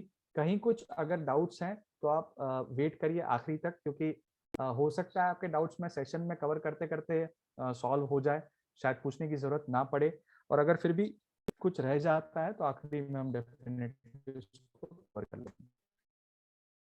अब ये सवाल भी लास्ट टाइम शायद किसी ने मुझे पूछा था कि एसेट क्लासेस क्या होते हैं। जैसे हमने अभी डिस्कस किया डायनामिक और नॉन डायनामिक, तो हम लोग थोड़ा सा और अलग एंगल से इन्हीं सारी चीजों को फिर से इवैल्यूएट करते हैं, फिर से समझते हैं। तो types of asset classes below are various financial products which show similar characteristics and behaviour. कहीं ना कहीं कैरेक्टरिस्टिक्स और बिहेवियर भी समझना जरूरी है। कौन सा एसेट क्लास आपको क्या ऑफर कर रहा है, आपको क्या मिल रहा है उसमें से, वो बहुत जरूरी है। क्योंकि मैं अगर आपके पास में आ जाऊंगा, बोलूंगा कि ये प्रोडक्ट बहुत अच्छा है, वो प्रोडक्ट अच्छा होगा, लेकिन वो आपके लिए अच्छा है क्या, वो समझना बहुत जरूरी है। और जो चीज आपको आपकी नीड के हिसाब से नहीं ऑफर होती है, वो चीज आपके लिए अच्छी कैसे हो सकती है। तो सबसे बड़ा सवाल ये है कि पहले प्रोडक्ट को समझना जरूरी है, प्रोडक्ट के प्लस माइनस चीजें समझना जरूरी है, और फिर उसमें हमने सोचना चाहिए कि whether it is a right product for me, और मैंने उसमें इन्वेस्ट करना चाहिए कि नहीं। हम लोग ये नहीं सोचते हैं, और कोई आके हमको 4 चीज बता के जाता है तो हम उस पर विश्वास करके हमारे एंगल से वो सही है कि नहीं वो समझे बगैर ही इन्वेस्ट करते हैं। तो चलो आज हम ये समझने की ब्रॉडली कोशिश करते हैं कि कौन सा प्रोडक्ट क्या बोलना चाह रहा है। ठीक है, तो अब हम बात करते हैं। मैंने बताया था कैश, हमने सबसे पहले देखा था वो 3 लाइफ के स्टेजेस, उसमें कैश का पोर्शन हाई लिखा हुआ था। तो अब क्या कैश एक एसेट क्लास है? सबसे पहला सवाल तो ये है कि whether cash is an asset class. अगर एसेट क्लास है तो किस फॉर्म में है, तो उसको समझते हैं। देखिए, कैश के एसेट क्लास के रूप है लिक्विड फंड्स। लिक्विड फंड्स मतलब म्यूचुअल फंड में कुछ ऐसे फंड्स हैं जो आपको आपकी कैश को पार्किंग की अपॉर्चुनिटी देते हैं। आपके पास कैश पड़ी हुई है, आपको रिटर्न्स कुछ ना कुछ आने चाहिए, लेकिन पैसा जब चाहिए तब तुरंत आ जाए, तो वो ऑप्शन आपको लिक्विड फंड्स देते हैं। अब मुझे एक सवाल आज एक सेशन पहले हुआ था, उसमें किसी ने पूछा था कि सर आप बोलते हो कि पैसा कैश में नहीं रखना चाहिए, फंड्स में डाल देना चाहिए, कहीं थोड़ा इन्वेस्ट करना चाहिए, तो ये डिसाइड कैसे करें कि कितना पैसा कैश में रखे और कितना पैसा इन्वेस्ट करें? तो अब देखिए ये बहुत लॉजिकल सवाल है कि कैसे डिसाइड करें कि कितना पैसा कैश में रखना है। तो नॉर्मली एक एक रूल है, ये रूल फाइनेंशियल रूल है, और रूल जो बनता है वो एक्सपीरियंसेस से बनता है। तो अब मैं ये रूल जो आपको बता रहा हूँ, ये इसको मैं बोल सकता हूँ pre Covid rule. Pre Covid rule इसलिए कि तब तक तो ये रूल बहुत अच्छे से चल रहा था। अब कोविड के बाद हो सकता है थोड़े बहुत चेंजेस इस रूल में भी करने पड़े। अभी तक उसमें चेंजेस किसी ने बहुत ज्यादा एक्सप्लोर नहीं किए, आगे अगर आए तो डेफिनेटली कभी मौका पड़ा तो शेयर करूंगा। तो रूल ये बोलता है कि 6 महीने की आपकी जो इनकम है, आपके जितने भी आप जो मंथली इनकम कमाते हैं, उसमें से 6 महीने की इनकम को आप कैश के रूप में रखिए। क्यों रखिए? क्योंकि वो इमरजेंसी में काम आ सकता है। कोई भी तरह की इमरजेंसी अगर आती है, हेल्थ साइड में, कोई दूसरे साइड में, जिसमें आपको कहीं पैसे की इमीडिएटली जरूरत पड़े, तो बहुत जरूरी है कि 6 महीने का आपका जो अर्निंग है उसको आप बाजू में रखें। तो आप कहाँ रख सकते हैं? Liquid funds, saving account, online wallets में, लेकिन आपको इंटरेस्ट अगर जैसे पेटीएम वगैरह कोई देता होगा तो पता नहीं, आई थिंक देना शुरू किया उन्होंने, but online wallets could be an option. Hard cash, अब हार्ड कैश रखना थोड़ा सा अवॉइड करना चाहिए क्योंकि हार्ड कैश घर पे रख नहीं सकते। सेविंग अकाउंट में रखते हैं तो 3-3.5% का ब्याज मिलता है, लेकिन हमारे सेविंग अकाउंट के ब्याज का अगर हम हिसाब किताब लगाएं तो अल्टीमेटली साल के एंड में हमको इन्फ्लेशन, जिसको महंगाई हमने लास्ट टाइम देखा था, वो निकाल देते हैं, तो उसमें से कुछ ज्यादा बचता नहीं है। लिक्विड फंड्स में भी अभी जो कंडीशन है उसमें 3.5-4%, 4.5% तक मैक्सिमम रिटर्न मिलता है। तो कैश का जो पोर्शन है उसको, इसके अलावा दूसरे ऑप्शंस है कुछ, लेकिन ये मोस्टली बहुत मतलब जिसको बोल सकते हैं टेस्टेड ऑप्शंस है, जिसमें आपका पैसा ज्यादा इधर उधर कहीं होगा नहीं, रिस्क लेने की बिल्कुल नौबत नहीं आएगी, और आपको पैसा जो आपका जब चाहिए तब एकदम से हाथ में आ सकता है। थोड़ा बेटर करना है तो कुछ डेट फंड्स ऐसे हैं जो शॉर्ट टर्म में आप 6 महीने के हिसाब से, 3 महीने के हिसाब से पैसे डाल सकते हैं, और बीच में कभी भी एग्जिट करके भी वो पैसा हाथ में इमीडिएटली ले सकते हैं। कोई चार्जेस भी नहीं लगते हैं, और पैसा इमीडिएटली, आज आपने बोला कि पैसा निकालना है, कल आपको पैसा मिल सकता है। 3 बजे के पहले आपको ट्रांजैक्शन को प्रोसेस करना होता है। तो लिक्विडिटी जो है, कैश जो है represents what? Liquidity and power to buy anything. आपको कोई भी चीज अगर बाय करनी है तो उसके लिए आपके पास में कैश होना जरूरी है। तो उसके लिए कैश जो है अलग अलग फॉर्म में आप रख सकते हैं। 6 महीने का कैश का रिजर्व रखिए। इक्विटी, अब बात जब आती है इक्विटी की, कुछ चैट में आया हुआ है, ओके नो प्रॉब्लम, या इक्विटी की बात कर रहे हैं हम। जो सवाल, आई एम सॉरी, एक मिनट, किसी ने पूछा है सेशन कब हुआ था, तो आई थिंक ऑर्गेनाइजर से चेक करना पड़ेगा, डेट मुझे याद नहीं, बट समवेयर अराउंड जुलाई में कुछ समय पहले हुआ था। या सो स्टार्ट इक्विटी की बात जब करते हैं हम कि इक्विटी क्या है, इक्विटी क्यों है और क्या रिप्रेजेंट करता है, तो हम पहले नीचे देखते हैं। Ownership into a business. Equity मतलब क्या? आपको कहीं ना कहीं कोई कोई बिजनेस में आपको ओनरशिप मिल रही है। तो मान लीजिए मैं रिलायंस के शेयर्स परचेज करता हूँ, तो क्या मैं रिलायंस का मालिक बन गया? नहीं, आप मालिक नहीं बने, लेकिन जितने आपने शेयर्स लिए उतने प्रपोर्शन के आप मालिक बने।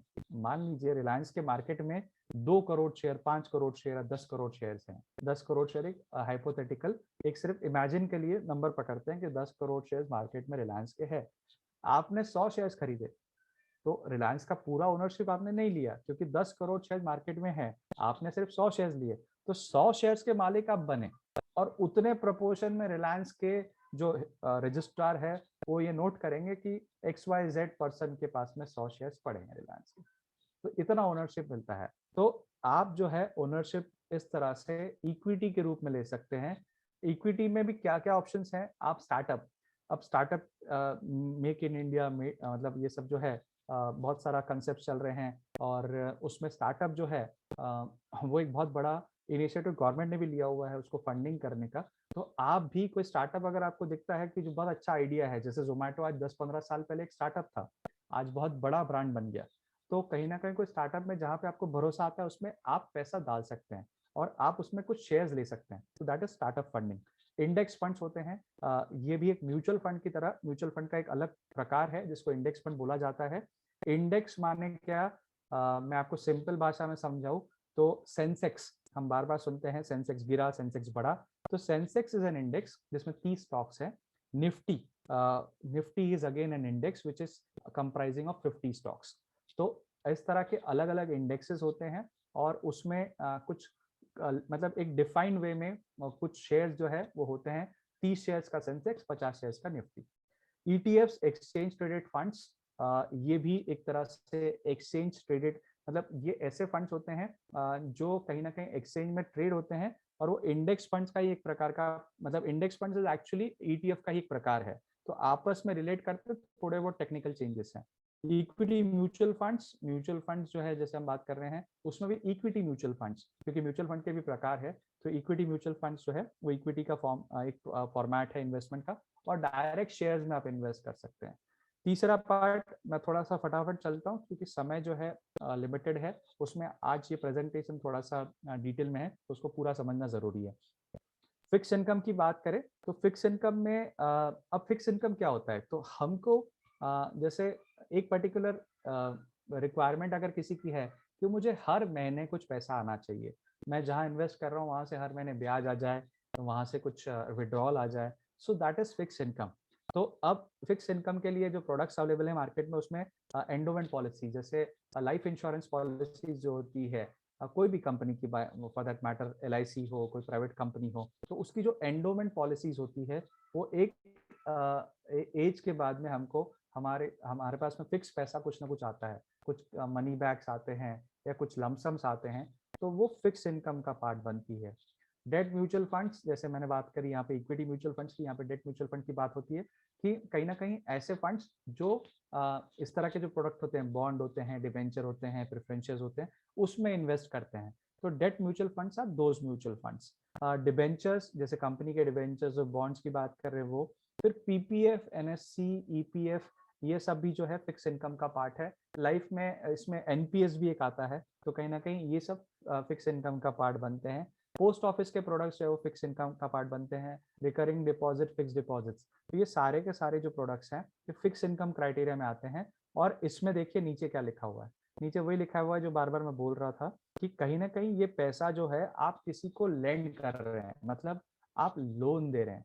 FD आप बैंक को लोन दे रहे हैं, RD आप जो बैंक है जिसमें RD कर रहे हैं उसको लोन दे रहे हैं, बॉन्ड आप कंपनी को लोन दे रहे हैं, डिबेंचर आप लोन दे रहे हैं। ये सब लोन वाले प्रोडक्ट्स हैं कि कहीं ना कहीं लोन दिया जा रहा है और उसको डेट बोला जाता है। उसको लोन नहीं बोल सकते क्योंकि जब इन्वेस्ट कर रहे हैं उसमें तो उसको लोन नहीं बोला जाएगा, उसको डेट बोला जाएगा। तो ये इंपॉर्टेंट है समझना। रियल एस्टेट की बात करें, रियल एस्टेट में भी अब ऐसे फाइनेंशियल प्रोडक्ट्स आगे, जैसे मैंने बात करी थी आपको इनवीड बताया था, वैसे रीट है।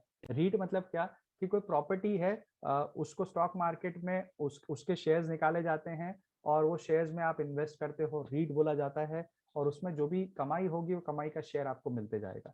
तो रीट्स हैं। कमर्शियल प्रॉपर्टीज होती हैं, जो फिजिकल प्रॉपर्टीज कमर्शियल प्रॉपर्टीज हैं उसमें आप इन्वेस्ट कर सकते हो। बंगलोज हैं उसमें आप, मतलब ये अलग अलग एवेन्यूज हैं रियल एस्टेट में जिसमें आप इन्वेस्ट कर सकते हो। ओपन प्लॉट्स हैं, एग्रीकल्चर लैंड आती है। तो ओनरशिप ऑफ फिजिकल स्पेस, आपको स्पेस जो है उसमें ओनरशिप मिलती है, वो आपके नाम से स्पेस रिजर्व होती है। तो that's an asset class. Commodities की बात करें, अलग अलग कमोडिटीज हैं, कॉर्न, व्हीट, ये सब एग्री कमोडिटीज है। सोयाबीन होता है। क्रूड ऑयल एक ऑयल कमोडिटी है, एक मतलब एनर्जी साइड में जिसको बोला जाएगा। Copper, silver, gold, precious metals या मेटल्स बोला जाएगा इनको, इसमें एल्यूमिनियम भी आता है। बहुत सारे प्रोडक्ट्स हैं इसमें, और ये रिप्रेजेंट क्या करते हैं, ownership of goods which has an and use, मतलब ऐसे प्रोडक्ट्स में ओनरशिप जिसका फाइनली एक यूज है, आगे चल के उसका यूज होने वाला है। ठीक है। इंडेक्स फंड अगेन उसको समझाने की बात कर रहे थे, मैसेज आया था, मैं आपको समझाता हूँ। इंडेक्स फंड मतलब क्या कि मार्केट में अलग अलग प्रकार के इंडेक्सेस बने हुए हैं।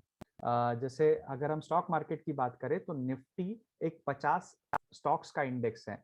भारत की टॉप 50 कंपनीज उसमें वो इंडेक्स में आती है। सेंसेक्स 30 फंड का इंडेक्स है, 30 स्टॉक्स का इंडेक्स है, तो उसमें 30 कंपनीज हैं। ऐसे ही बैंकिंग का इंडेक्स है जिसको बैंक निफ्टी कहा जाता है। एक इंडेक्स है IT का जिसको IT इंडेक्स भी कहा जाता है। फार्मा का एक इंडेक्स है जिसमें फार्मा की कंपनीज हैं।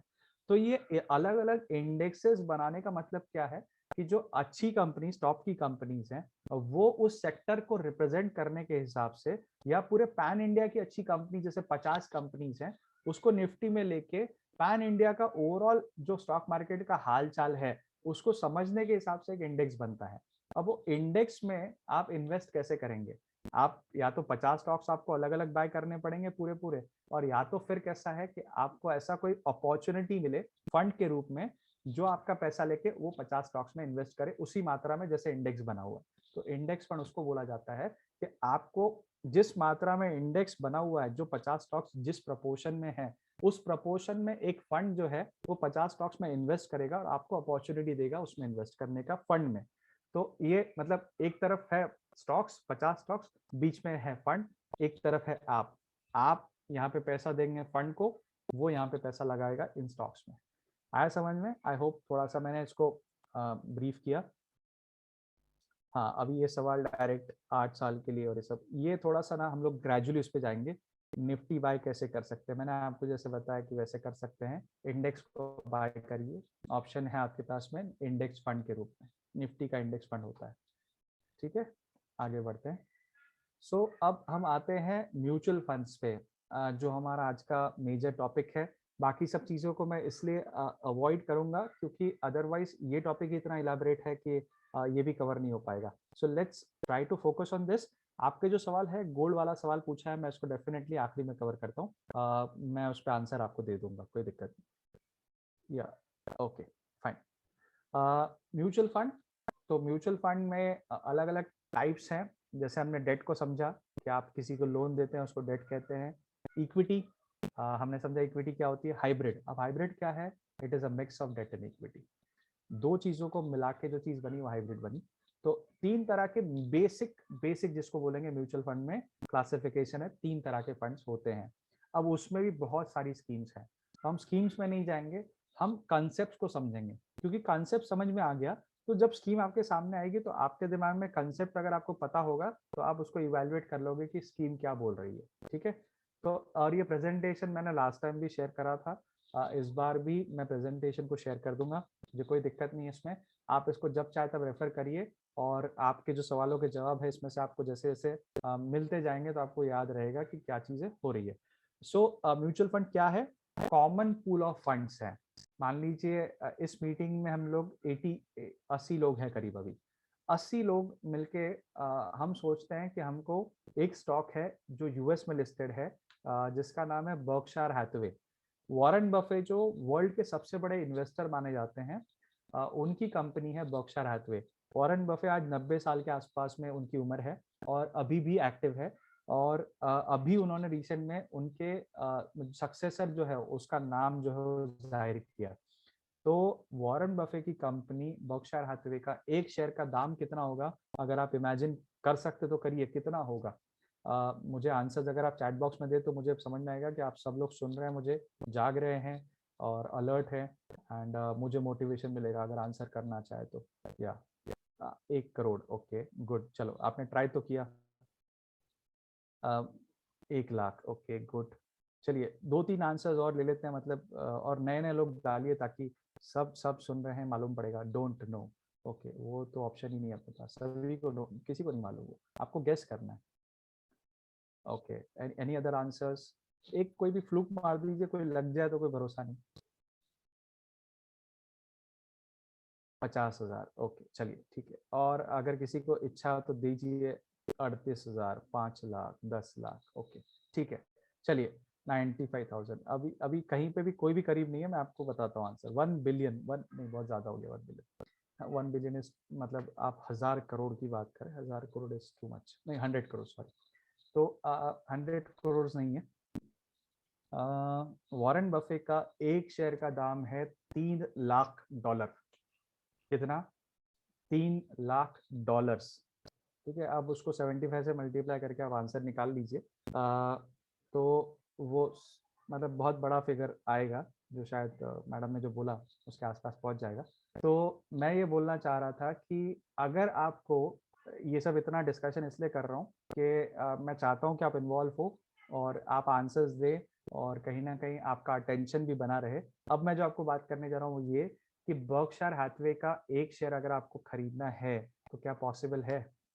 कैसे खरीदेंगे आप? इतना पैसा तो लगा ही नहीं सकते, फिर भी आपको लेना है। तो ऑप्शन है, कोई सोल्यूशन है। वो क्या है? वो है म्यूचुअल फंड। अब एक काम करते हैं, आज थोड़ा सा ट्विस्ट लाते हैं। ये जो सेशन हम लोग कर रहे हैं, मैं बोले जा रहा हूँ, आप सुने जा रहे हैं। एक थोड़ा सा उसमें ट्विस्ट ऐसा है, मैं आपको एक वीडियो शेयर करता हूँ, ठीक है?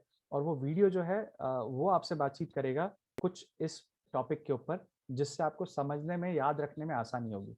So if I just pause this and reshare it, just a moment.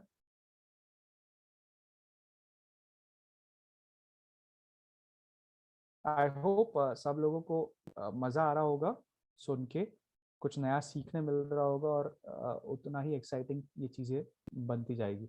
So let me just a moment.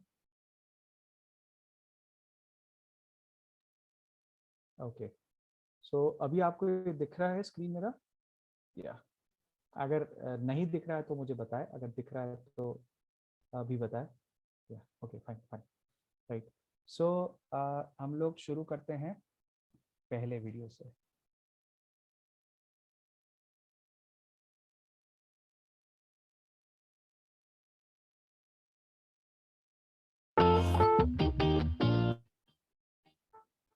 To measure the velocity of a rocket entering the space, one should know what rocket science is, right? वैसे ही, before investing in mutual funds, one should know what a mutual fund is. And believe me, it's not rocket science. मैं तो 7 साल की उम्र में ही समझ गया था। सर वीडियो विजिबल नहीं है सर। मेरे पास पूरे पैसे नहीं थे, लेकिन मेरे पास सॉरी, कुछ दिक्कत? नहीं, हाँ वीडियो नहीं विजिबल है सर, आपका सिर्फ लिंक्स या कुछ फोल्डर्स ही विजिबल थे। Okay okay, just a moment, I just reshare it, just a moment. एक मिनट।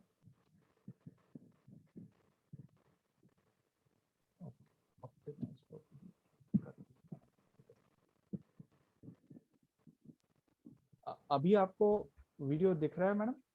स्क्रीन पे हाँ कुछ सर, आया? It's now visible. हाँ, just a moment, just I just replay it. Sir इसका वॉल्यूम थोड़ा हो सकता है? हाँ जी। To measure the velocity of a rocket entering the space, one should know what rocket science is, right? वैसे ही, before investing in mutual funds, one should know what a mutual fund is. And believe me, it's not rocket science. मैं तो 7 साल की उम्र में ही समझ गया था।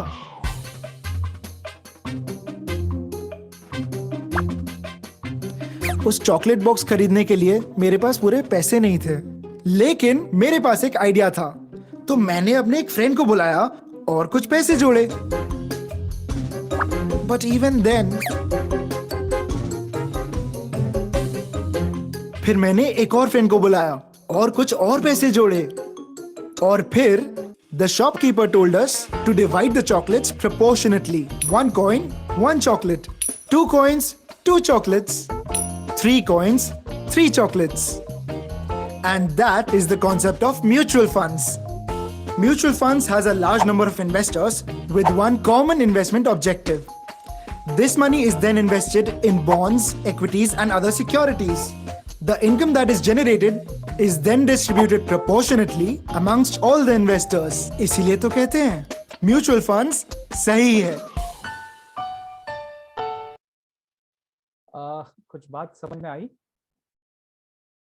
आई होप आपको वीडियो दिखाई दिया होगा। Yes, sir. It was visible. और अभी आपको स्क्रीन दिखाई दे रही है मैडम? Yes, yes. प्रेजेंटेशन दिख रहा है उसमें, है ना? नहीं, प्रेजेंटेशन नहीं दिख रहा है। ओके, जस्ट अ मोमेंट, कुछ थोड़ा सा इशू चल रहा है, एक साथ में सब चीजें विजिबल नहीं हो पा रही। I just put it on.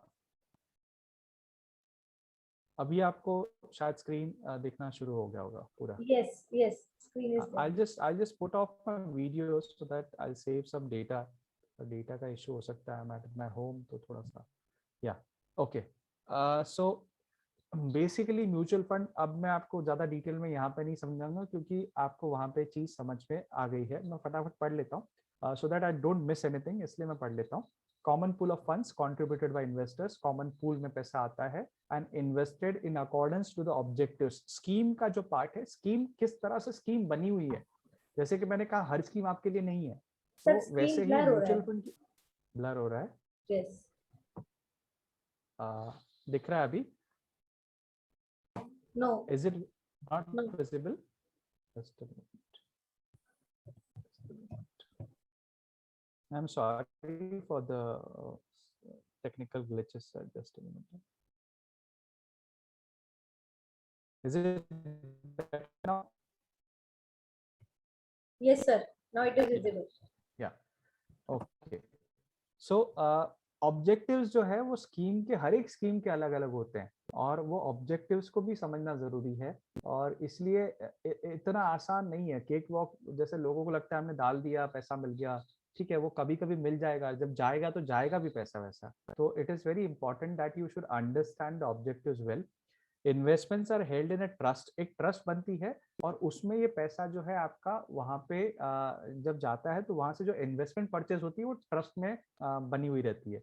Of which the investors alone are the joint beneficial owners, मतलब आप जो इन्वेस्टर्स हैं उसके, आप उसके ओनर है, वो ट्रस्ट में आप जॉइंट बेनिफिशियल ओनर्स बनते हैं। ट्रस्टीज जो होते हैं सिर्फ मैनेजमेंट देखते हैं वो इन्वेस्टमेंट ट्रस्ट का, उसमें ओनरशिप नहीं होता ट्रस्टीज का। ट्रस्टीज को अगर ओनरशिप लेना है तो कहीं ना कहीं वापस से उनको खुद को भी इन्वेस्ट करना पड़ेगा, वही म्यूचुअल फंड में इन्वेस्टर बन के आना पड़ेगा, ट्रस्टी बन के ओनरशिप नहीं मिलेगी उनको। ठीक है, ये पार्ट समझ में आया होगा। मैं आगे बढ़ता हूँ। Structure of mutual funds very important, आपको थोड़ा सा मैं समझाता हूँ स्ट्रक्चर क्या होता है मोटा मोटी। तो सबसे पहले स्पॉन्सर्स होते हैं म्यूचुअल फंड के। स्पॉन्सर्स, स्पॉन्सर्स मतलब क्या, कुछ ऐसे लोग जो ये सोचते हैं कि हमको एक म्यूचुअल फंड फॉर्म करना है, तो वो स्पॉन्सर्स होते हैं, वो ट्रस्टीज के पास जाते हैं, वो कुछ प्रोफेशनल लोगों के पास जाते हैं जिनको ये बिजनेस समझता है। हो सकता है स्पॉन्सर्स और ट्रस्टीज एक हो, मतलब जिनको बिजनेस समझता है और उनके पास पैसा भी है, तो वो खुद ट्रस्टी बन के भी म्यूचुअल फंड को लॉन्च कर सकते हैं। अगर नहीं तो फिर वो एक ट्रस्टीज का अलग ग्रुप रह सकता है, स्पॉन्सर्स का ग्रुप अलग हो सकता है। और ये एक डीड एग्जीक्यूट करते हैं जिसको ट्रस्ट डीड बोला जाता है, ताकि एक ट्रस्ट फॉर्म कर सके। वो ट्रस्ट ही होती है म्यूचुअल फंड ट्रस्ट। ठीक है, a mutual fund is established as a trust under the Indian Trust Act 1882। 1882 में इंडियन ट्रस्ट एक्ट आया था और उसके तहत ये म्यूचुअल फंड एक ट्रस्ट बनता है। उसमें आप एज एन इन्वेस्टर पैसा देते हैं और आप म्यूचुअल फंड के जॉइंट ओनर बनते हैं, joint beneficial owner. Mutual fund जो है वो एक कंपनी फ्लोट करता है जिसको बोलते हैं एसेट मैनेजमेंट कंपनी। ये जो कंपनी है ये स्कीम्स अलग अलग डिजाइन करके आपके सामने रखता है।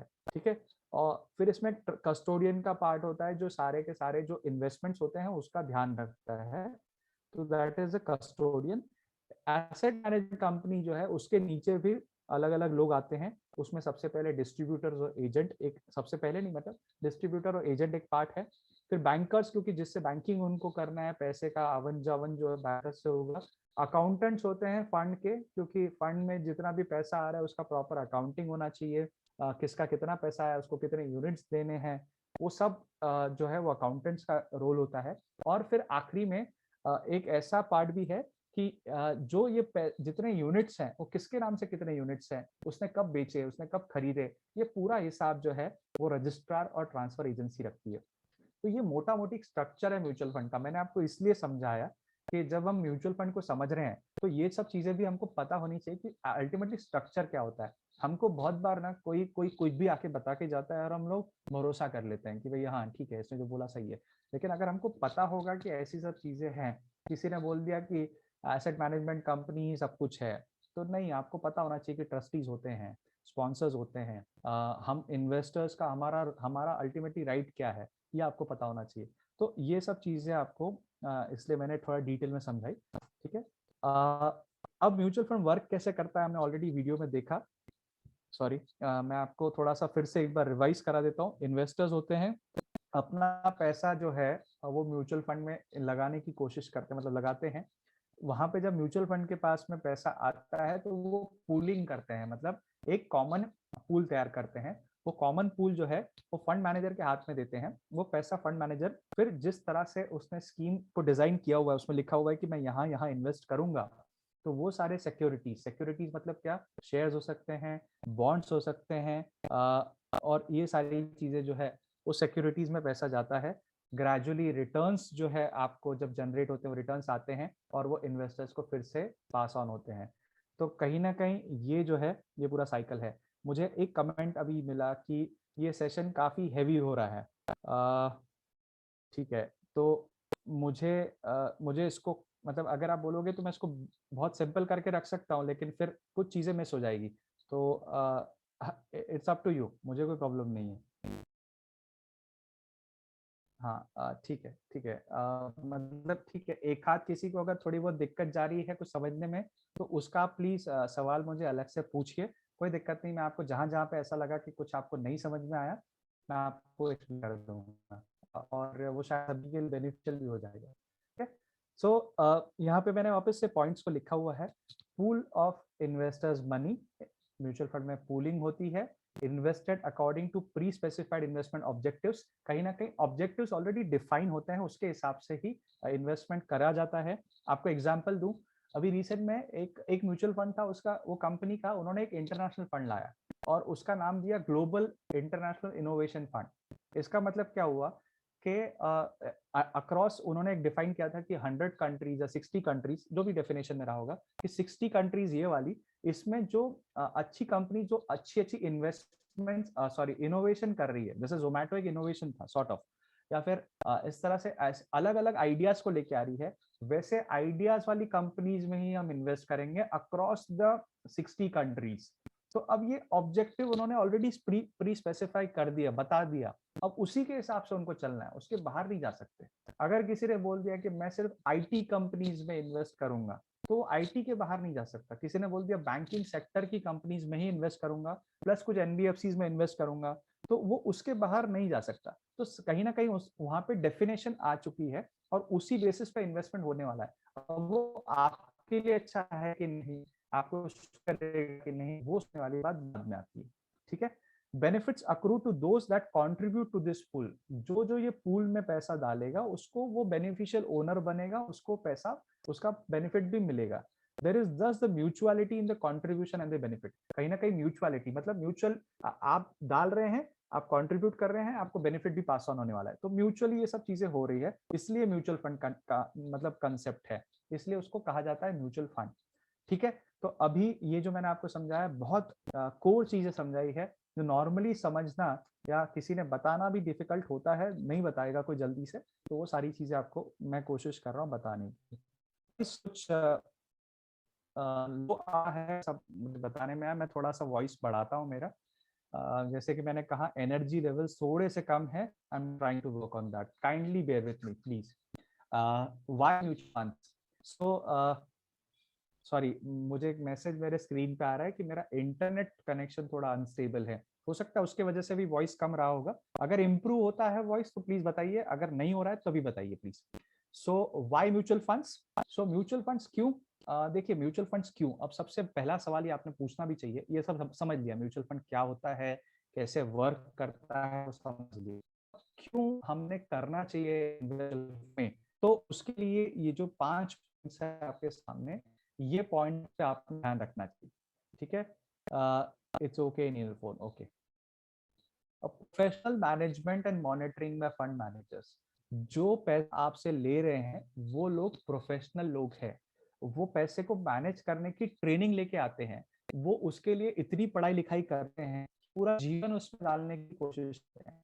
वो वही है, वहां पे जो जो लोग बैठे हैं वो सालों सालों से यही काम कर रहे हैं। तो professional management and monitoring of fund managers, mute, अब मैं इसमें डिटेल में नहीं जाऊंगा, जहां पे मुझे लगता है उतना मैं रोक के आपको, क्योंकि हैवी नहीं करना है मुझे सेशन। ठीक है, सेकंड डाइवर्सिफिकेशन। डाइवर्सिफिकेशन मतलब क्या, कि आपने साथ दिया, आपको बर्कशायर खरीदना है, 3 लाख डॉलर्स का शेयर है वो खरीदना है, या फिर आपको छोटे से छोटा शेयर वो खरीदना है, तो पैसा जब पूलिंग होगा तो वो पूल बन के अलग अलग जगह पे पैसा डाइवर्ट हो सकता है। तो डाइवर्सिफिकेशन पॉसिबल है आपके लिए। एक एक मतलब एक एक करके आप डाइवर्सिफिकेशन नहीं कर सकते। आपके पास में अगर मान लीजिए मतलब 10,000 रुपए है या 1 लाख रुपए है इन्वेस्ट करने के लिए, तो 1 लाख रुपए में डाइवर्सिफिकेशन पॉसिबल नहीं।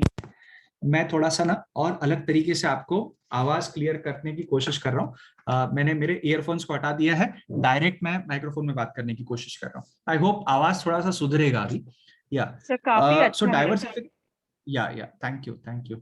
So a unit of diversified, अब मैं थोड़ा सा इसको पढ़ता हूँ क्योंकि इसमें थोड़ा इंपॉर्टेंट है। A unit of diversified equity mutual fund gives exposure to several stocks across sectors and market caps। ठीक है, अब इसका मतलब ये हुआ कि मान लीजिए मुझे निफ्टी में इन्वेस्ट करना है, निफ्टी के पास कंपनी है, अब मुझे इंडेक्स फंड में खरीद सकता हूं, ठीक है। अब मुझे लेकिन 50 कंपनीज में खुद इन्वेस्ट करना है, तो यहाँ पे लिखा हुआ है कि एज ऑन 31 अगस्त 2020, मतलब लास्ट ईयर के डेट पे, अगर मैं 50 स्टॉक्स निफ्टी के अलग से बाय करने की कोशिश करता तो मुझे 98,979 रुपए लगते, अराउंड 99,000 रुपीज मुझे देने पड़ते। अब मेरे पास में मान लीजिए 10,000 रुपए है और मुझे निफ्टी के 50 स्टॉक्स में फिर भी इन्वेस्ट करना है, तो ये पॉसिबल है एक इंडेक्स का म्यूचुअल फंड में अगर खरीद लेता हूं तो, जिसमें एज लो एज 500 रुपए से भी मैं शुरू कर सकता हूं। मतलब मुझे 1 लाख रुपए नहीं देने हैं, मुझे सिर्फ 500 रुपए दे के भी 50 स्टॉक्स का एक्सपोजर मिल सकता है, जिसको बोला जाता है डाइवर्सिफिकेशन, जो कि आप डायरेक्टली इन्वेस्ट करके वो पॉसिबल नहीं है। ठीक है, array of investment strategies and options, fund managers अलग अलग स्ट्रैटेजीज बनाते हैं, बहुत सारा रिसर्च करके फाइनली पैसे इन्वेस्ट करते हैं, वो आप नहीं कर पाएंगे, वो दिक्कत रहती है। लिक्विडिटी का मतलब ये, लिक्विडिटी का फॉर्म, 2 फॉर्म होते हैं लिक्विडिटी के। नंबर 1 कि आपने जिससे परचेज किया उसी के पास में आपने वापस वो यूनिट्स को म्यूचुअल फंड में इन्वेस्ट किया था, आपने बोला कि मुझे ये पैसा वापस चाहिए, तो जिसके पास आपने पैसा दिया था उसी के पास आप गए और उसको आपने वो यूनिट्स लौटाया, तो उसको बोलते हैं रिडम्पशन, रिडीम करना। ठीक है, जिससे आपने लिया उसी को वापस किया, दैट इज रिडम्पशन। लेकिन अगर आप लिया किसी और मार्केट में उसको बेचा तो उसको बोलेंगे सेल। ठीक है, तो रिडम्पशन या फिर रीपरचेज भी बोला जाता है, वो आपसे रीपरचेज करते हैं, आपने जिससे परचेज किया उसको आपने बेचा, उसको रिडम्पशन बोलते हैं, उनकी भाषा में वो रीपरचेज हुआ। तो redemption and sale are different concepts, लेकिन उससे आपको क्या मिलता है, लिक्विडिटी मिलती है। लिक्विडिटी मतलब ऐसा जो है जब चाहे तो आपके हाथ में आ सकता है। Mutual fund units can be redeemed for cash at any point based on the prevailing net asset value. अब एनएवी क्या है, एनएवी मतलब क्या, नेट एसेट वैल्यू मतलब क्या, मैं यहाँ पे रुकता हूँ, मैं आपको एक वीडियो शेयर करता हूँ जो कि मुझे लगता है कि इस पॉइंट पे थोड़ा सा इंपॉर्टेंट है। Just a moment.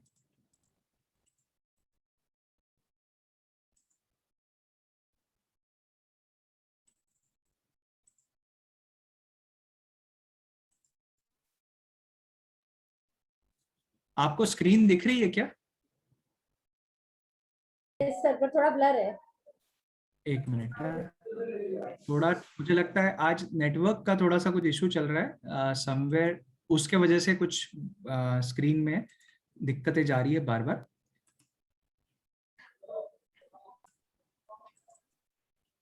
Hey guys, let's talk about the benefits of mutual funds. Sorry, मामा के घर पे गई हैं and I really miss her.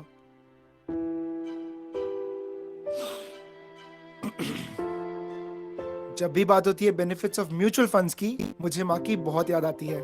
Let me explain why. Your investments are carefully looked over by mutual fund professionals. Even when you're sleeping, they are watching, monitoring and making adjustments. जैसे हर माँ अपने बच्चे पर नजर रखती है. Your money is invested in a diversified portfolio, even if you're investing as little as 500 rupees. Just like my mom made sure that I always had a balanced diet in every meal. You don't need to have any prior knowledge of markets to invest through mutual funds. The experts do it for you. They are very convenient to buy and sell, making mutual fund investments a hassle-free experience. इसीलिए तो mutual funds के बारे में सोचते ही मुझे माँ की याद आ जाती है. अब तो मानते हो म्यूचुअल फंड्स सही है. आई होप ये समझ में आया होगा. मैं नेक्स्ट एक और वीडियो आपको दिखाना चाहूंगा.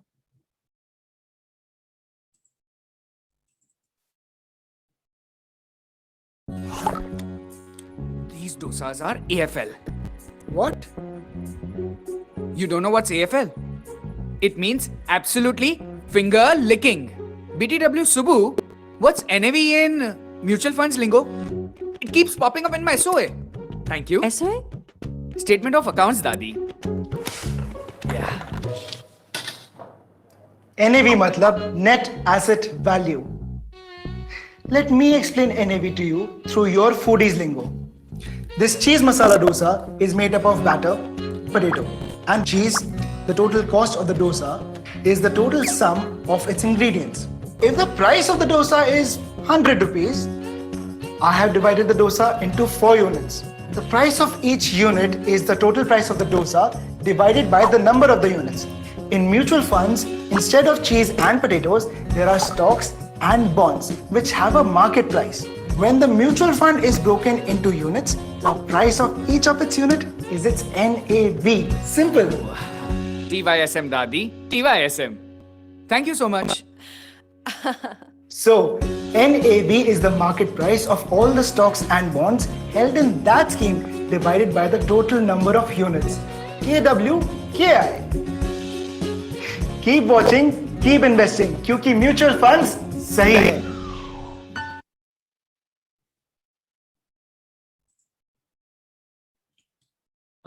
I hope this was making sense to you. आपको सबको ये समझ में आया होगा. लिक्विडिटी की हमने जब बात करी और उसमें नेट एसेट वैल्यू का बात आया तो मैंने नेट एसेट वैल्यू क्या होता है वो इसलिए समझाया आपको वीडियो के द्वारा. आगे बढ़ते हैं. कॉस्ट एक एस्पेक्ट होता है कि ऐसा बोला जाता है कि नो लंचेस आर फ्री. कोई भी चीज फ्री में एक लिमिट तक अगर रहती है तो ठीक है, उसके बाद में फ्री में नहीं हो सकती. तो ऑब्वियसली म्यूचुअल फंड में आप इन्वेस्ट करेंगे तो कुछ ना कुछ चार्ज ये सारी चीजों के लिए, professional management, diversification, investment strategies और ऑप्शंस, ये सब के लिए आपको कहीं ना कहीं कुछ ना कुछ चार्ज तो देना पड़ेगा. ठीक है, वो जो चार्ज है, एक मिनट सॉरी, वो जो चार्ज है दैट इज द कॉस्ट. और वो जो कॉस्ट है उसको एक्सपेंस रेशियो भी कहा जाता है. एक्सपेंस रेशियो जो है वो परसेंटेज में होता है. मैक्सिमम एक्सपेंस रेशियो 2.25% हो सकता है. मतलब अगर आपने 100 रुपए डाले तो 2.25 रुपए आपके एक्सपेंस रेशियो की तरफ जा सकते हैं. मैं जा सकते हैं इसलिए बोल रहा हूं कि कहीं ना कहीं कुछ फंड्स में वो कॉस्ट कम भी है. तो जैसे जैसे साइज बढ़ेगा वैसे वैसे कॉस्ट कम होगा, ऐसा सेबी ने भी कहा है. तो कहीं ना कहीं ये पार्ट भी ध्यान में रखना है कि कॉस्ट होती है, लेकिन क्योंकि उसके सामने बेनिफिट्स ज्यादा है, आपको जो पैसा आपका इन्वेस्ट हो रहा है जिस तरह से स्ट्रैटेजाइज करके प्रोफेशनल मैनेजमेंट और डाइवर्सिफिकेशन के साथ में हो रहा है, तो उतना कॉस्ट में आपको जो रिटर्न्स मिलेंगे. और वो जो एनएवी है वो एनएवी इज फाइनल वैल्यू, उसमें कॉस्ट ऑलरेडी कम करके ही फाइनल वैल्यू आपको बताई जा रही. तो इसलिए आपको ये देखना है कि आपके रिटर्न्स अगर अच्छे मिल रहे हैं आपको, तो आपका कॉस्ट उसमें एडजस्ट होने के बाद के रिटर्न्स है वो, उसमें आपको अलग से कुछ कॉस्ट बाद में नहीं देना है. तो very important to understand this. एक और पार्ट है स्टैम्प ड्यूटी का कंसेप्ट. 0.005 ये बहुत छोटा अमाउंट है, करीब करीब 5 पैसे से भी छोटा अमाउंट जिसको बोल सकते हैं, वो पैसा है कि 0.5% ऐसा, मतलब 5 पैसे का भी निचला पार्ट वो आपको स्टैम्प ड्यूटी के रूप में देना पड़ता है. और इसमें अलग अलग ट्रांजैक्शंस होते हैं, उसमें वो स्टैम्प ड्यूटी अप्लाई होती है, क्योंकि स्टैम्प ड्यूटी हमेशा ट्रांजैक्शन बेस्ड है. आवाज आ रही है? स्क्रीन नहीं है, स्क्रीन. अच्छा एक मिनट, अभी आ रहा है? ब्लर आ रहा है. ब्लर है, एक मिनट.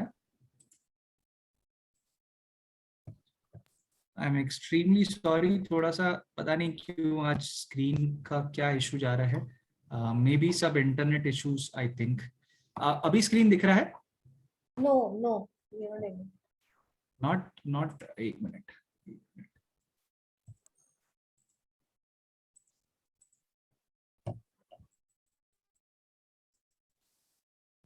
अभी दिख रहा है? नहीं सर, नहीं दिख रहा.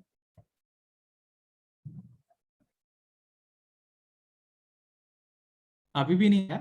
नो.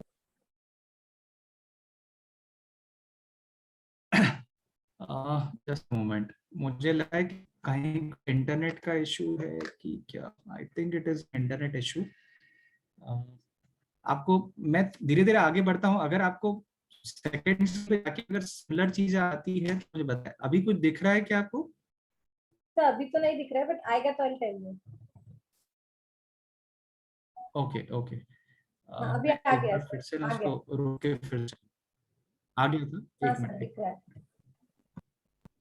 अभी आएगा, आपको दिखेगा, दिख रहा है?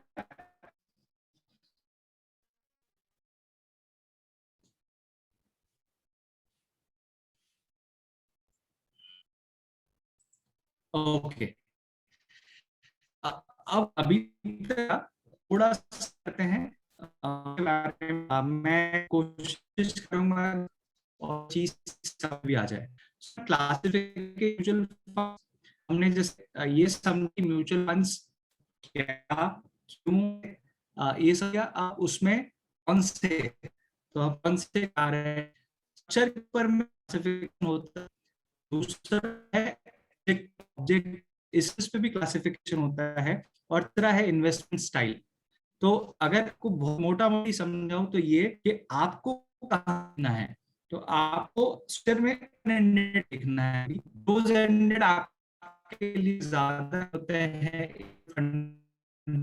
बने हुए इस उनके ही बने, हम लोग में आ रहा है उसके लिए ओपन एंडेड ही फंड जो देखना है। ओपन एंड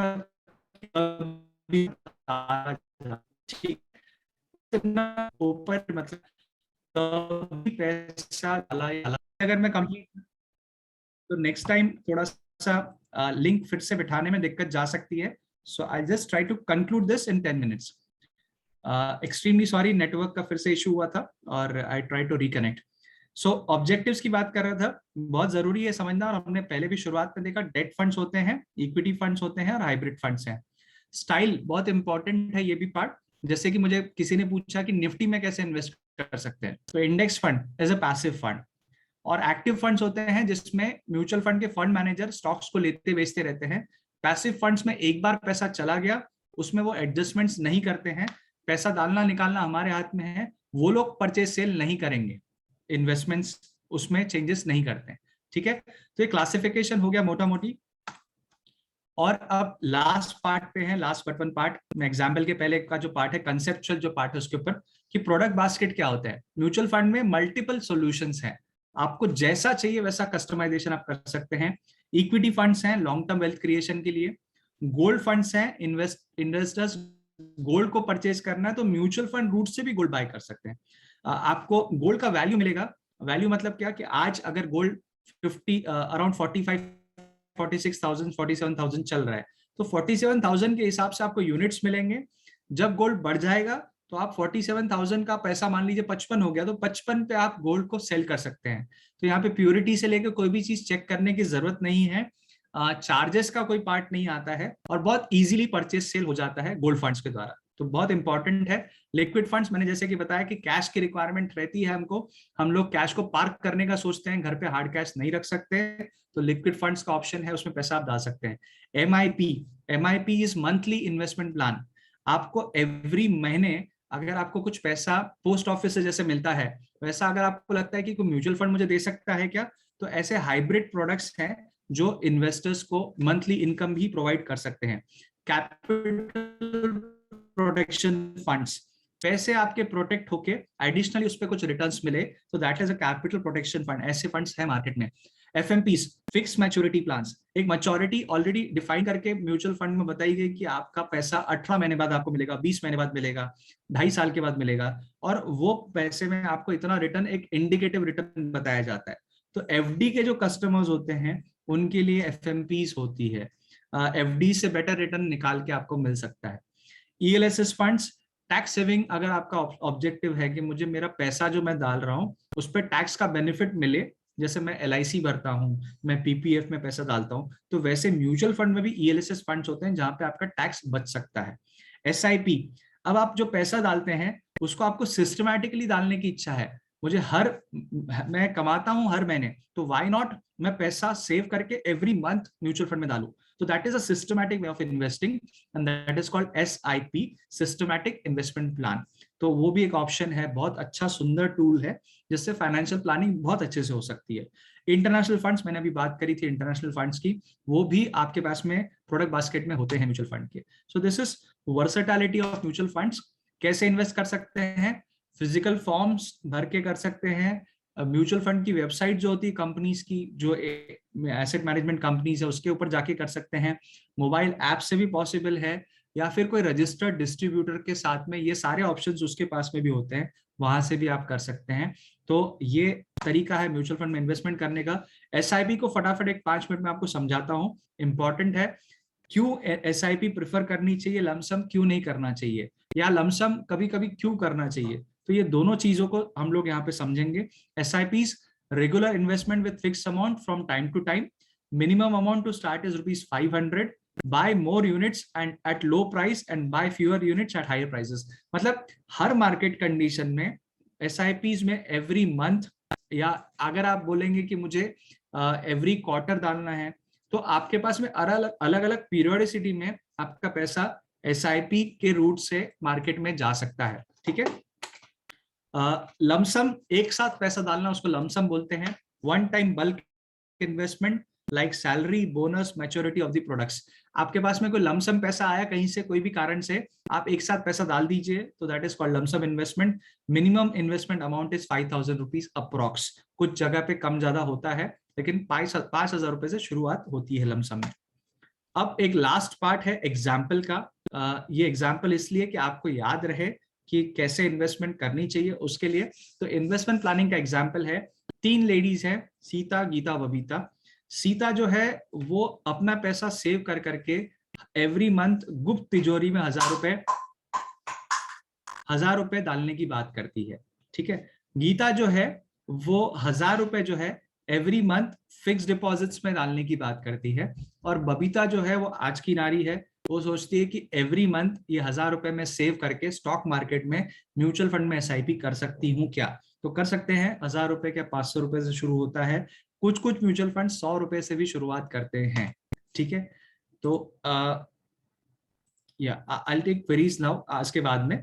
तो सीता की गुप्त तिजोरी, गीता का FD और बबीता का स्टॉक मार्केट का रिटर्न जो रहा है पिछले कई सालों का, कई दशकों का रिटर्न, जो एवरेज रिटर्न रहा है, उसके हिसाब से मैंने यहाँ पे कुछ अज्यूम किया हुआ है। गुप्त तिजोरी में ऑब्वियसली 25 साल तक भी पैसा डालेंगे तो वो 3 लाख रुपए टोटल डालेंगे, तब भी उसका पैसा कुछ नहीं बढ़ेगा, वो 3 लाख ही रहेगा। गीता जो है FD में पैसा डाल रही है, 6% आज का ब्याज दर है। अकॉर्डिंग टू दैट 25 साल के बाद में उसका 7 लाख रुपए के करीब वो पैसा बनेगा। मतलब 3 लाख का 7 लाख हुआ। ठीक है, डबल से अच्छा हुआ। लेकिन अगर बबीता का रिटर्न्स की बात करें तो वही पैसा 18,78,000, मतलब करीब 19 लाख के आसपास पहुंच रहा है। जहां पे आपने 3 लाख डाला वो 19 लाख हो रहा है। तो छोटा पैसा भी अगर आप डालते हैं और रिटर्न्स अगर आपको बेटर होने लगते हैं, तो आपके ओवर ए लॉन्गर पीरियड बहुत बड़ा इन्वेस्टमेंट क्रिएट का वैल्यू बनता है। तो इसका कंक्लूजन ये हुआ कि start with your investment and financial planning today. आज से आप सोचना शुरू करिए कि आप छोटा पैसा भी मार्केट में डाल के बड़े समय में अच्छा पैसा इसमें बना पाएंगे। SIPs का मैजिक ऑफ कंपाउंडिंग जो मैंने बात करी थी कि एक मैजिक ऑफ कंपाउंडिंग वाला स्लाइड रहेगा। कैसे कंपाउंडिंग होती है, देखिए यहाँ पे एक कॉलम है 12% CAGR पे ऐसा लिखा हुआ है, और एक कॉलम है 14% CAGR। ये सिर्फ 2% का फर्क है, लेकिन कितना रिटर्न्स में फर्क आ रहा है देखिए। अगर आपने आपकी 25 साल की उम्र में इन्वेस्टमेंट चालू किया 1,000 रुपए से, और आपने रिटायरमेंट के एज तक 60 साल की उम्र तक अगर पैसे डाले, 25 साल से शुरू करके 60 साल तक डाले, तो आपका 4,20,000 रुपए 1,000 रुपए के हिसाब से टोटल इन्वेस्टमेंट हुआ। 12% के हिसाब से 64 लाख हुआ। वही सिर्फ 2% अगर इंप्रूवमेंट होता है तो 1,11,00,000 रुपए होते हैं। तो हम लोग सोचते हैं 1%, 2% से क्या फर्क पड़ता है? फर्क पड़ता है, बहुत पड़ता है। और इसी के लिए बहुत जरूरी है कि आपका जो रिटर्न्स हैं जितने अच्छे आ सके और कंसिस्टेंटली लंबे समय में आ सके, वैसे आपको चॉइस प्रॉपर करना चाहिए और जल्दी करना चाहिए। तो 30 साल की उम्र में डाला, आप 60 साल तक डाल सकते हैं। रिटायरमेंट की एज आप ज्यादा भी डाल पाएंगे, लेकिन मैंने अभी अज्यूम किया 60 साल, तो आपके 3,60,000 रुपए लगे, और वो आपके 14% ब्याज से, मतलब जो रिटर्न आता है उसके हिसाब से 55 लाख रुपीस के आसपास। तो इस तरह से ये टेबल में चीजें अलग अलग एज के हिसाब से कंक्लूजन पे आते हैं। Do right things at right time, at right place and in right way. Things, time, place and way Start your SIP early, that is today, by choosing the right fund. अब market के returns को भी समझना जरूरी है कि ऐसे returns जो मैंने लिखे हैं वो आए हैं क्या। तो 10 साल का, सिर्फ लास्ट 10 साल का भी देख रहा हूं मैं कि लास्ट 10 साल के कंपाउंडेड रिटर्न्स अगर हम देखते हैं तो 14% के आसपास रहे हैं। मार्केट 2010 में, दिसंबर 2010 में 19,000 के लेवल पे था, अभी मार्केट तो करीब करीब 55,000 के आसपास जा रहा है। ये मैंने दिसंबर 2020 का डेटा लिया है, वहाँ पे 47,000 का इंडेक्स है। अगर आप इसका कंपाउंडिंग का हिसाब लगाएंगे, जो फॉर्मूला था जो मैंने आपको लास्ट टाइम बताया भी था, उसके हिसाब से ये 14% का रिटर्न आता है। So India is a long term bull market, is a bottom line. Bharat में पैसा इन्वेस्ट करने का फायदा ये है कि लंबे समय में भारत जो है एक बड़ा बुल मार्केट जिसमें रिटर्न्स आपके अच्छे हो सकते हैं।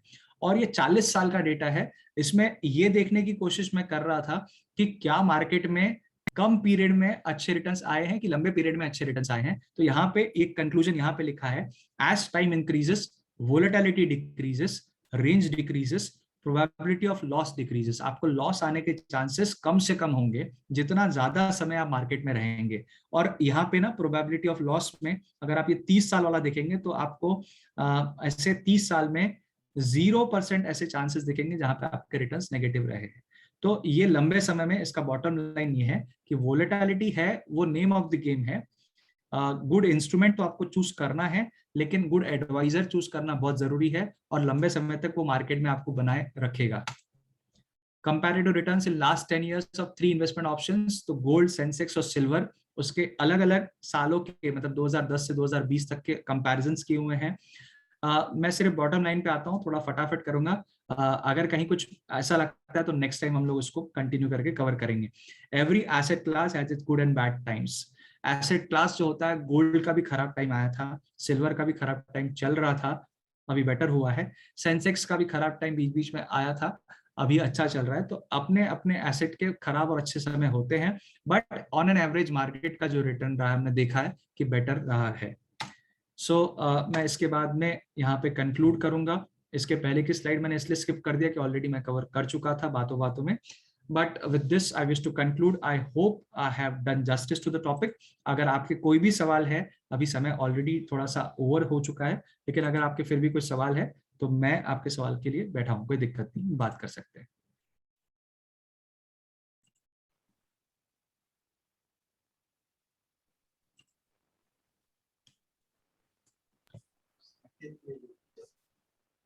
सर, इसमें किसी ने पूछा है कि सीनियर सिटीजन्स इन्वेस्ट करना चाहिए क्या म्यूचुअल फंड में? हाँ, सीनियर सिटीजन्स मैडम, जैसे कि मैंने बताया था, 100 minus your age should be your exposure to equity. तो अगर अभी आपका एज मान लीजिए 65 है, तो आप 35% तक इक्विटी में इन्वेस्ट करने का सोच सकते हैं। 65% आपने डेट प्रोडक्ट लेना चाहिए। तो म्यूचुअल फंड में ऐसे ऑप्शंस हैं कि जहां पे आप 65-35 ये रेशियो में अगर कोई फंड आपको मिलता है कि 35 इक्विटी 65 डेट, तो आप उसमें इन्वेस्ट कर सकते हैं।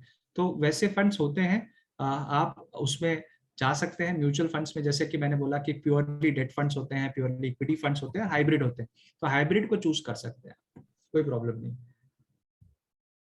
डायरेक्ट बैंक साइट से लेना चाहिए कि ग्रो टाइप्स जो एप्स होते हैं उनसे लेना चाहिए? देखिए, आपको कितना समझ में आता है उसके ऊपर है। अगर आपको लगता है कि मुझे चीज समझ में आ चुकी है और मुझे कोई ऐप जो है उसमें से इन्वेस्ट करना आसानी है, तो आप डेफिनेटली वो ऐप से कर सकते हैं। ऐप जो है वो आपका पैसा लेके भागेगा नहीं, मतलब वो ग्रो कंपनी हो या कोई दूसरी कंपनी हो, वो अगर ऑथराइज्ड है, उसका काम जो है वो प्रॉपर्ली उसने प्रोसेस सेट किया हुआ है, तो पैसा कहीं जाएगा नहीं।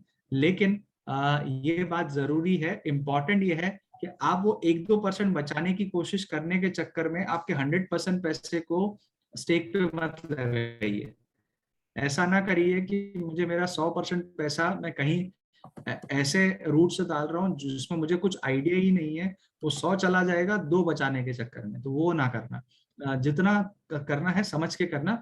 फिर वो 2 बचाना 1 बचाना, वो ठीक है, बचाना इंपॉर्टेंट है, बट ये पार्ट को समझते हुए कि बेसिक्स क्लियर होने चाहिए। हाँ, मुझे टिप के ऊपर सवाल दिख रहा है, which mutual funds to choose for beginners. हाँ, बिगिनर्स के लिए मैं आपको ब्रॉडली आपको कैटेगरी बताऊंगा। कैटेगरी यह है कि हाइब्रिड इक्विटी फंड्स होते हैं, हाइब्रिड इक्विटी फंड्स। आपका लेकिन सबसे पहले माइंडसेट तैयार करना पड़ेगा आपको कि मुझे अगर म्यूचुअल फंड में डालना है तो कम से कम 5 साल का टेन्योर रखिए हाथ में। इक्विटी जब आप हाथ लगाते हैं 5 साल, इसलिए कि 5 साल में आपके मार्केट के अलग अलग साइकिल्स जो है वो निकल चुके होते हैं। कोविड का टाइम अगर आया है तो 5 साल का जो फेज है उसमें कोविड का टाइम भी निकल गया, मार्केट ने अप्स एंड डाउन्स देख लिए और मार्केट स्टेबल हुआ। तो आपको 5 इयर्स में एक डिसेंट रिटर्न म्यूचुअल फंड्स में, हमने एक स्लाइड देखी भी थी 30 इयर्स वाली, लॉसेस 0 है। तो जैसे जैसे आपने टाइम बढ़ाया मार्केट में, मैं वो स्लाइड पे अभी ज्यादा रुका नहीं, लेकिन उसमें ये दिखता था कि 5 साल में एक आध बार ही ऐसा, मतलब हार्डली 5% चांसेस है कि आपको कहीं कुछ नेगेटिव रिटर्न्स आए, 95% चांसेस है कि आपको पॉजिटिव रिटर्न्स आएंगे। तो आपको आपके चांसेस बेटर करने, तो ज्यादा समय दीजिए मार्केट में। SIP रूट से करिए, डायरेक्ट लमसम भी कर सकते हैं, डायरेक्ट भी कर सकते हैं, सारे ऑप्शंस आपके पास में है। Thank you so much, sir. The questions are still coming in, but I will just note down all these questions for you. I think we can go on for hours. इतना interesting topic है और sir ने इतने बेहतरीन तरीके से हमें एक ओवरव्यू दिया है और इतनी बारीकियों के साथ में हमें बताया है। It's not like mugging up कि हाँ ये कर लो, ये इन्वेस्ट कर लो और फिर क्योंकि हमें जागरूक होना है। जैसे मैं यहाँ पर सर का एम्बलम देख पा रही हूँ, लोगो, या एश सुप्तेषु जागर्ति। That means that you have to wake up, we have to wake up. हमको सोना नहीं, जागना है, तभी हमें हमको फायदा होने वाला है ना। अदरवाइज कुछ नहीं करना भी हमें बहुत सारा नुकसान दिला सकता है। तो हमें कुछ नहीं करना एक बहुत ही हमारी बहुत बड़ी भूल हो जाएगी। और हमें जगाने के लिए जितेंद्र सर आए हैं। 2 सेशन सर की तरफ से अभी तक हुए हैं and both sessions were just excellent. इतना बेहतर तरीके से मुझे लगता नहीं है कि कोई हमें इससे बेहतर इस पर मालूमात जान पड़ सकती थी। Thank you so much sir from all of us for being with the Golden Purse. जो भी सेशंस हैं for information to all of you, कल हमारा यूट्यूब की सारी, हाँ जी, आप व्हाट्सएप के नंबर ग्रुप में डाल सकते हैं आपकी क्वेरी, सर को फॉरवर्ड करके उनका जो आंसर आएगा वो आपको पोस्ट कर देंगे। Yes yes yes. तो हम लोग, आप लोग बिल्कुल भी जो भी अभी आपको ऑफ हैंड क्वेश्चंस आ रहे हैं, आई अंडरस्टैंड जब टॉपिक चल रहा होता है तो हमें बहुत सारे क्वेश्चंस मन में आते हैं। तो छोटे बड़े जो भी क्वेश्चंस है आप जरूर से, I would like that each one of you should ask a question. ऐसा नहीं होगा कि हमें क्वेश्चंस नहीं रहेंगे। तो we will take your questions for sure to Jitendra sir and he will try। हमारी रिक्वेस्ट रहेगी कि सर वो नेक्स्ट सेशन में जरूर कवर करें। तो थैंक यू सो मच। तो अभी हमारा ये डिसाइड करने का टाइम है। I mean, कल करे सो आज कर, आज करे सो अब। सीता, गीता और बबीता हम में से कौन है? इन सब में से हम कौन है ये हमें देखना होगा और कहीं ना कहीं इंट्रोस्पेक्शन करना होगा व्हाट वी आर डूइंग और what we are not doing with our money, with our hard earn money, right. तो आप लोग जरूर से बने रहिए। जितेंद्र सर के साथ मुझे लगता है इतनी बात तो समझ में आ गई है, अगर सर के साथ बने रहेंगे तो ये हमारा फायदा ही होगा। तो I request all of you to please bring in more people to these sessions, to these invaluable sessions, I would say,